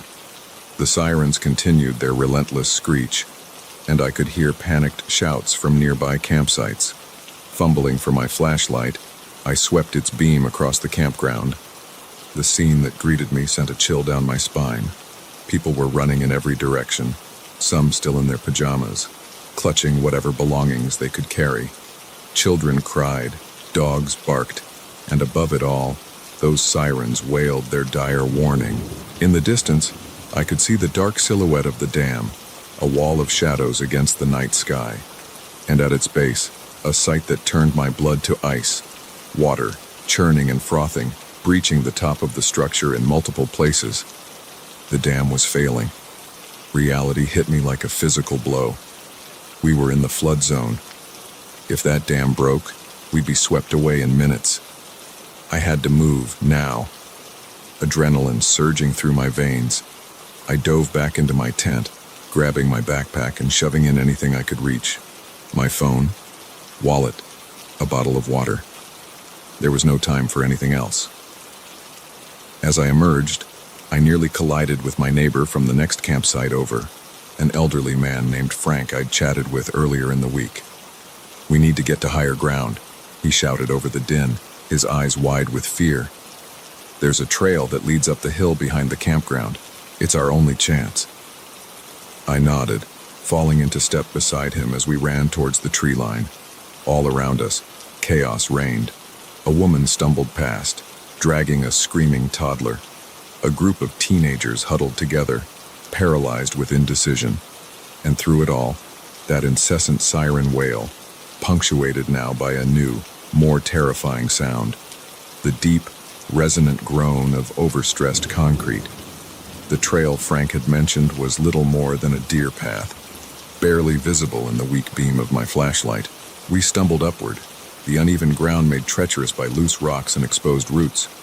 Behind us, I could hear others following, their ragged breathing and occasional cries of pain as they stumbled in the dark. We had climbed for perhaps 5 minutes when a sound like thunder split the air. Even over the sirens and the panicked shouts, it was deafening. Frank and I froze, turning to look back down the hill. In the faint moonlight, I saw it, a massive section of the dam's central face collapsing in on itself. Water exploded through the breach, a wall of fury and foam that seemed to devour everything in its path. The campground disappeared in seconds. Tents and RVs swept away like toys in a bathtub. "Run!" Frank's voice snapped me back to reality. "Run, or we're dead." We scrambled upward with renewed desperation, clawing at the earth, pulling ourselves up by tree roots and low-hanging branches. The roar of the water grew louder with each passing second, drowning out even the sirens now. I could feel the ground trembling beneath my feet, the very hill we were climbing seeming to shudder in the face of nature's onslaught. Somewhere behind me, I heard a scream cut short. I didn't look back. I couldn't. Every ounce of my being was focused on the path ahead, on the next handhold, the next step. My lungs burned, my muscles screamed in protest, but I pushed on. To stop was to die. I lost all sense of time as we climbed. It could have been minutes or hours. The world had narrowed to this, the feel of rough bark under my hands, the burn in my thighs as I pushed upward, the ever-present roar of the water behind us. Finally, mercifully, the ground began to level out. We had reached some kind of plateau, high above where the campground had been. I collapsed to my knees, gasping for air, my whole body shaking with exhaustion and residual terror. As my racing heart began to slow, I became aware of others around me. A handful of people had made it this far, maybe 20 or 30 in total. Some were crying softly. Others sat in stunned silence. Frank stood at the edge of the plateau, peering down into the darkness below. I crawled over to join him, dreading what I might see but needing to know. The sight that greeted me would haunt my nightmares for years to come. Where the campground had been was now a churning lake. Debris-filled water stretching as far as the eye could see in the dim pre-dawn light. Trees stuck out of the flood at odd angles, and I could see the occasional glint of metal as the current tossed around the remains of RVs and cars. Of the dam itself, there was no sign. It had been entirely submerged by the very force it was meant to contain. As the sky lightened with the approaching dawn, the full scale of the disaster became clear. The valley below us had been transformed into a vast, muddy lake. Here and there, rooftops poked above the water, farmhouses and barns that had stood for generations, now islands in a sea of destruction. And floating on the surface, a grim testament to the lives lost in the night. Shapes I tried not to look at too closely but couldn't entirely ignore. We huddled on that hilltop for hours, watching as helicopters began to appear overhead, their spotlights sweeping across the transformed landscape. Eventually, rescue teams made their way to us, bringing food, water, and the promise of evacuation. As I was helped into a rescue basket to be winched up to a hovering chopper, I took one last look at the scene below. The dam, which had seemed so solid, so permanent just days ago, was gone. In its place was a reminder of nature's awesome, terrifying power, and of how quickly our lives can change, how fragile our sense of security really is. In the days and weeks that followed, I learned more about what had happened that night. The dam, weakened by years of neglect and stressed beyond its limits by weeks of heavy rain, had finally given way. The resulting flood had claimed dozens of lives and caused billions in property damage. Investigations were launched, fingers were pointed, promises of never again were made. But for those of us who lived through it, who climbed that hill in the dark with death literally at our heels, no official report or government promise could erase the memory of that night. The sound of those sirens, the roar of the water, the desperate scramble for survival. These things became a part of us, a stark reminder of both the fragility and resilience of human life. Now, years later, I still wake sometimes in the night, heart racing, convinced I can hear the wail of flood sirens in the distance. In those moments, as I lie in the dark trying to slow my breathing, I think of Frank and the others who made it up that hill. I wonder if they, too, carry the weight of that night with them. If they, like me, see the world a little differently now, more aware of its dangers, yes, but also more appreciative of its beauty and the precious gift of each new day.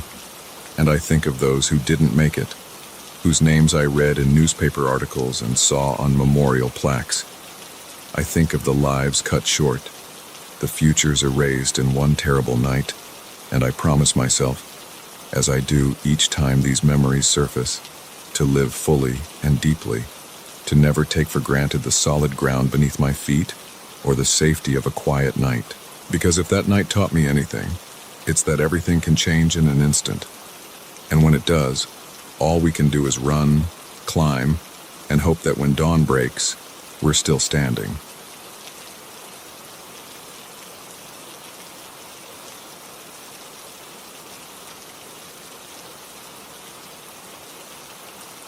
The acrid smell of burning rubber filled my nostrils as smoke billowed from under the hood of my car.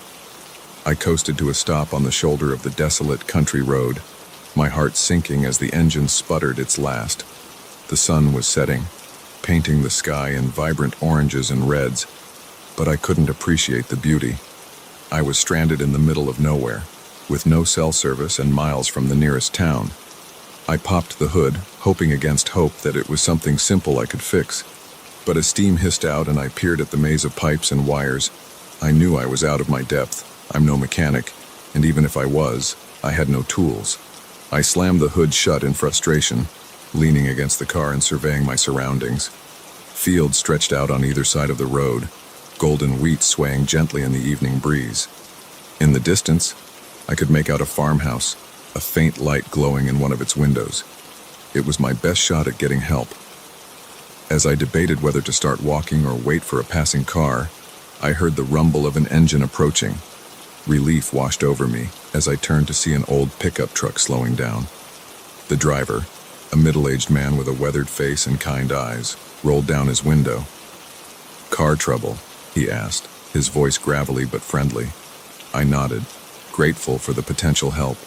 "Yeah, it just died on me." "I don't suppose you know anything about engines?" He chuckled, shaking his head. "I'm afraid not, miss. But I can give you a ride into town if you'd like. There's a mechanic there who can probably help you out." I hesitated for a moment. Every instinct told me not to get into a car with a stranger, especially out here where no one would hear me scream. But as the last rays of sunlight disappeared behind the horizon, I realized I didn't have much choice. "That would be great, thank you," I said, trying to keep the nervousness out of my voice. He smiled, reaching over to open the passenger door. "Hop in. Name's Earl, by the way." "Sarah," I replied, climbing into the truck. The interior smelled of tobacco and pine air freshener, an odd but not unpleasant combination. Earl put the truck in gear and we set off down the road. I kept my hand near the door handle, ready to jump out if necessary. But as we drove, Earl kept up a steady stream of friendly chatter that slowly put me at ease. He told me about his farm, about his grandkids who were coming to visit next week, about the time his own truck broke down miles from anywhere and he had to walk all night to get home. I found myself relaxing, even laughing at some of his corny jokes. But as we drove, I began to notice something odd. We'd been on the road for at least half an hour, and I hadn't seen any signs of a town. The fields had given way to dense forest, the road narrowing and becoming more winding. Earl," I said, trying to keep the tremor out of my voice. "Are you sure this is the way to town?" He glanced at me, his expression unreadable in the dim light of the dashboard. "Oh, don't you worry. We're taking a bit of a shortcut. It'll get us there quicker." Alarm bells started ringing in my head. I remembered all those true crime podcasts I'd listened to, all those stories of women who got into cars with seemingly friendly strangers and were never seen again. "Actually," I said, my mouth dry, "I think I'd prefer to go back to my car. I can wait there for a tow truck." Earl's grip on the steering wheel tightened, his knuckles turning white. Now," he said, his voice losing its friendly tone. "Don't go getting all worked up. We're almost there." My heart was pounding now, adrenaline coursing through my veins. I reached for the door handle, ready to jump out even though we were moving at a dangerous speed. Just as my fingers closed around the handle, Earl slammed on the brakes. The truck skidded to a halt, and I was thrown forward, my seatbelt cutting into my chest. Before I could react, Earl had reached across me and locked the door. "I'm sorry about this," he said, his voice oddly calm. "But I can't let you leave, not yet." Panic overwhelmed me. I clawed at the door, trying desperately to unlock it, but Earl grabbed my wrists, his grip like iron. "Stop fighting," he growled. "You'll only make it worse for yourself," I screamed, hoping against hope that someone would hear me. But we were miles from anywhere, surrounded by nothing but dark, silent forest. Earl started the truck again, driving deeper into the woods. I sat frozen in terror, my mind racing with all the horrible possibilities of what might happen to me. After what felt like hours but was probably only minutes, we pulled up to a small cabin. The headlights illuminated a decrepit porch, the wood rotting and the paint peeling. Earl got out, coming around to my side of the truck. He opened the door, grabbing my arm and pulling me out. I tried to resist, but he was much stronger than me. "Please," I begged, tears streaming down my face. "Please don't do this. Just let me go. I won't tell anyone, I swear." He ignored my pleas, dragging me towards the cabin. As we got closer, I heard something that made my blood run cold, voices coming from inside. There was more than one person waiting for us. Earl pushed open the door, shoving me inside. I stumbled, falling to my knees on the dusty floor. As I looked up, my eyes widening in shock and confusion, I saw something I never expected. The cabin was filled with people, men, women, even a few children. They were huddled together, looking as terrified as I felt. And standing in the center of the room was a man I recognized instantly from news reports. The leader of a doomsday cult that had disappeared months ago. "Welcome," the cult leader said, his voice soft but menacing. "We've been waiting for you." Earl stepped forward, standing next to the cult leader. "I brought another one, just like you asked." I looked around the room, my mind struggling to process what was happening. These people weren't Earl's accomplices. They were his victims, just like me. The cult leader began to speak, spouting nonsense about the end of the world and how we were the chosen ones who would survive. But I wasn't listening. My eyes were darting around the room, looking for any chance of escape. That's when I saw it. A small window near the back of the cabin. It was partially hidden behind a stack of boxes, but it looked big enough for a person to fit through. As the cult leader droned on, I slowly inched my way towards the window. The other captives watched me, their eyes wide with a mixture of fear and hope. I reached the window, my fingers fumbling with the latch. It was rusted shut, refusing to budge. I glanced back at the cult leader and Earl, but they were engrossed in their mad ramblings, paying no attention to me. With a surge of desperate strength, I managed to force the window open. The sound of creaking wood filled the cabin, and everyone froze. "Stop her!" the cult leader yelled, but it was too late. I was already halfway out the window. I heard footsteps pounding behind me as I tumbled out onto the ground. I scrambled to my feet, running blindly into the dark forest. Branches whipped at my face and I tripped over unseen roots, but I didn't stop. I could hear shouts and the sound of pursuit behind me, but I kept running. My lungs burned and my legs ached, but fear drove me onward. I don't know how long I ran. It could have been minutes or hours, but eventually, the sounds of pursuit faded away, replaced by the normal nighttime noises of the forest. I slowed to a walk, my breath coming in ragged gasps. I had no idea where I was or which direction would lead me back to civilization, but I knew I couldn't stop moving. As the first light of dawn began to filter through the trees, I heard a sound that made me want to cry with relief, the distant rumble of traffic. I followed the sound, eventually stumbling out onto a highway. A passing trucker saw me and stopped, calling the police. As I sat in the cab of his truck, waiting for help to arrive, the full weight of what had happened hit me. I broke down, sobbing uncontrollably. In the days that followed, as I gave statements to the police and tried to process my trauma, I learned the full story. Earl had been recruiting for the cult for months, preying on stranded motorists. The police raided the cabin, freeing the other captives and arresting Earl and the cult leader. I was lucky to have escaped, but the experience left me changed. I became more cautious, more aware of the potential dangers lurking behind friendly faces. But it also showed me the strength I had inside me, a strength I never knew I possessed until I needed it most. Now, whenever I see someone stranded on the side of the road, I'm torn between the desire to help and the memory of that terrifying night. I usually end up calling the police or a tow truck for them, unable to drive by without doing something, but unwilling to put myself at risk again. Because I learned the hard way that sometimes a helpful stranger can be the most dangerous person of all.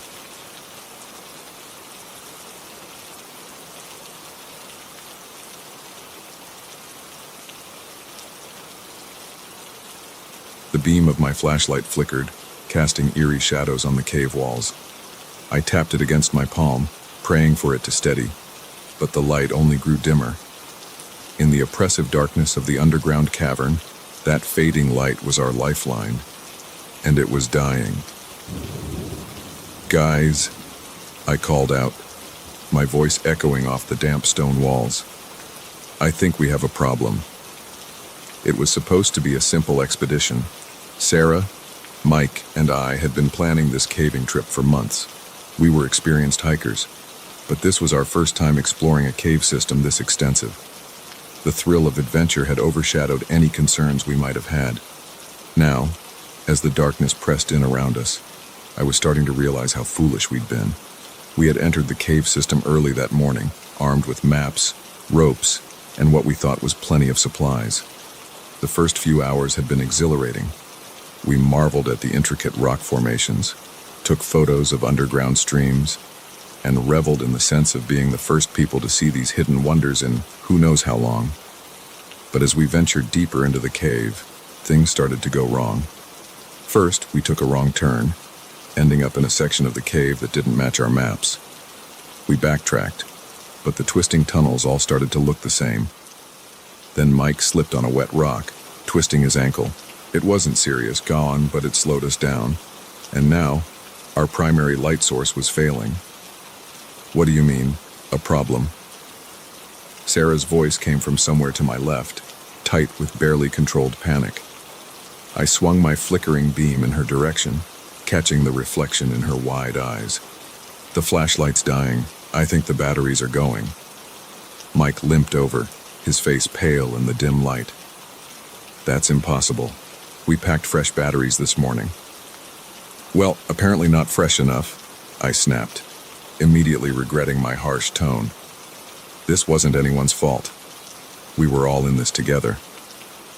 Sarah pulled out her phone, its screen illuminating her face with a ghostly glow. No signal, of course, but we can use the flashlight on here for a while. I nodded, grateful for her quick thinking. Good idea. Let's conserve it as much as we can, though. We don't know how long we'll be down here. The reality of our situation was starting to sink in. We were lost in a maze of underground tunnels, with limited light and no way to call for help. The cool, damp air that had felt refreshing hours ago now seemed to cling to my skin, chilling me to the bone. Okay, I said, trying to keep my voice steady. We need a plan. We can't just wander around aimlessly. That'll only get us more lost. Mike nodded, wincing as he put weight on his injured ankle. We should try to retrace our steps, find our way back to the main tunnel. It was a good idea in theory, but as we started to move, it became clear how difficult it would be in practice. Every tunnel looked the same in the dim light of Sarah's phone. We'd turned down a path thinking it was familiar, only to end up in a dead end or a chamber we'd never seen before. Hours passed, though it was impossible to tell exactly how many in the timeless dark of the cave. We rationed our food and water, knowing we might need to make it last. The silence was oppressive, broken only by the sound of our footsteps and the occasional drip of water from the cave ceiling. As we pushed on, the strain started to show. Mike's limp got worse, and Sarah's hands shook as she held the phone, its battery slowly but steadily draining.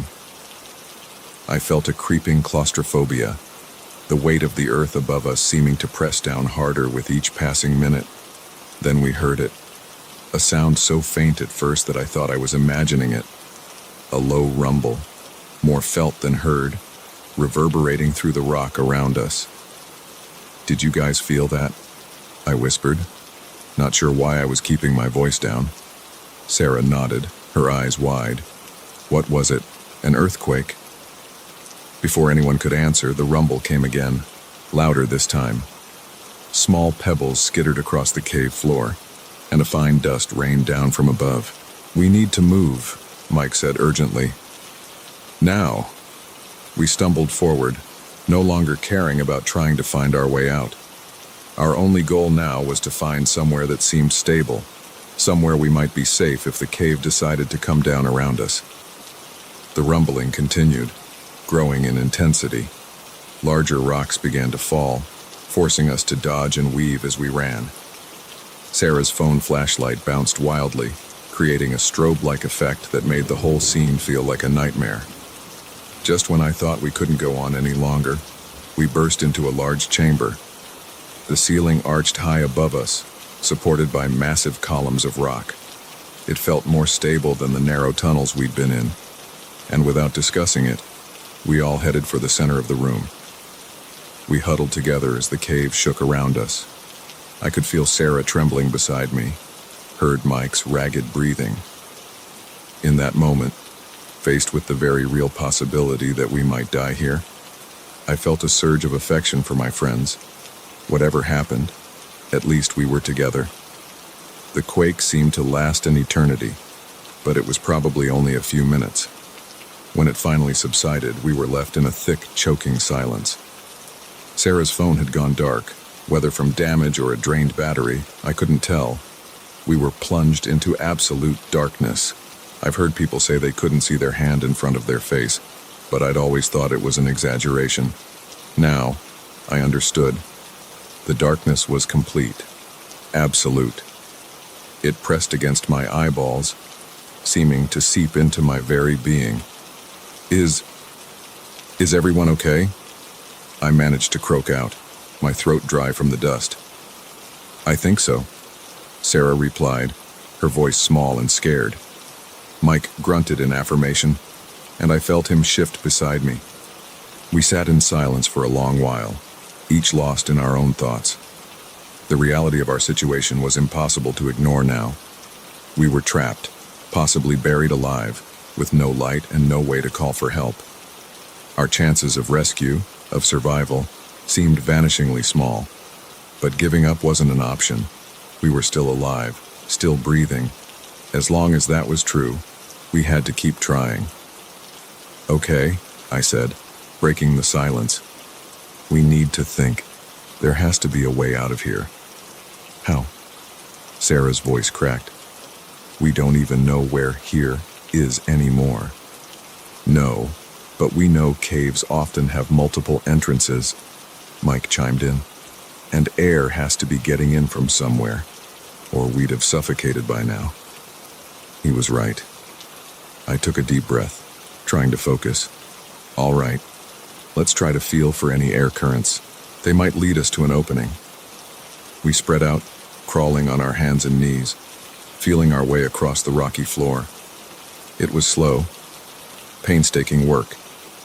Every few minutes, we'd call out to each other, using our voices to stay oriented in the pitch black.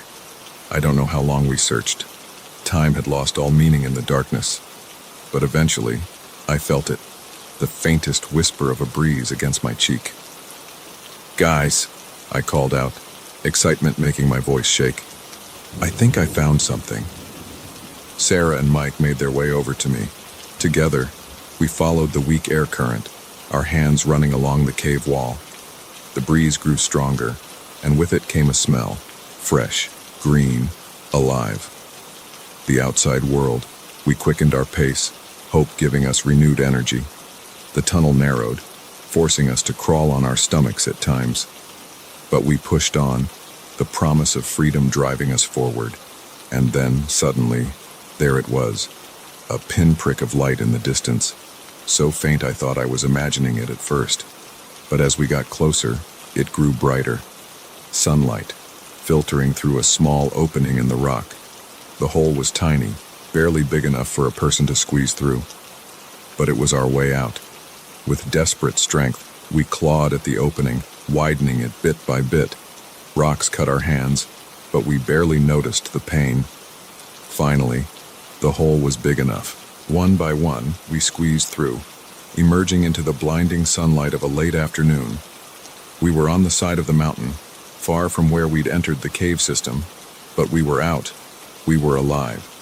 As we lay on the grass, breathing in the fresh air and basking in the warmth of the sun, I felt a profound sense of gratitude for life, for friendship, for the simple joy of seeing light again. Our ordeal had lasted less than 2 days, but it had changed us forever. We gained a new respect for the power of nature and for our own resilience, but most importantly, we learned never to take the light for granted again.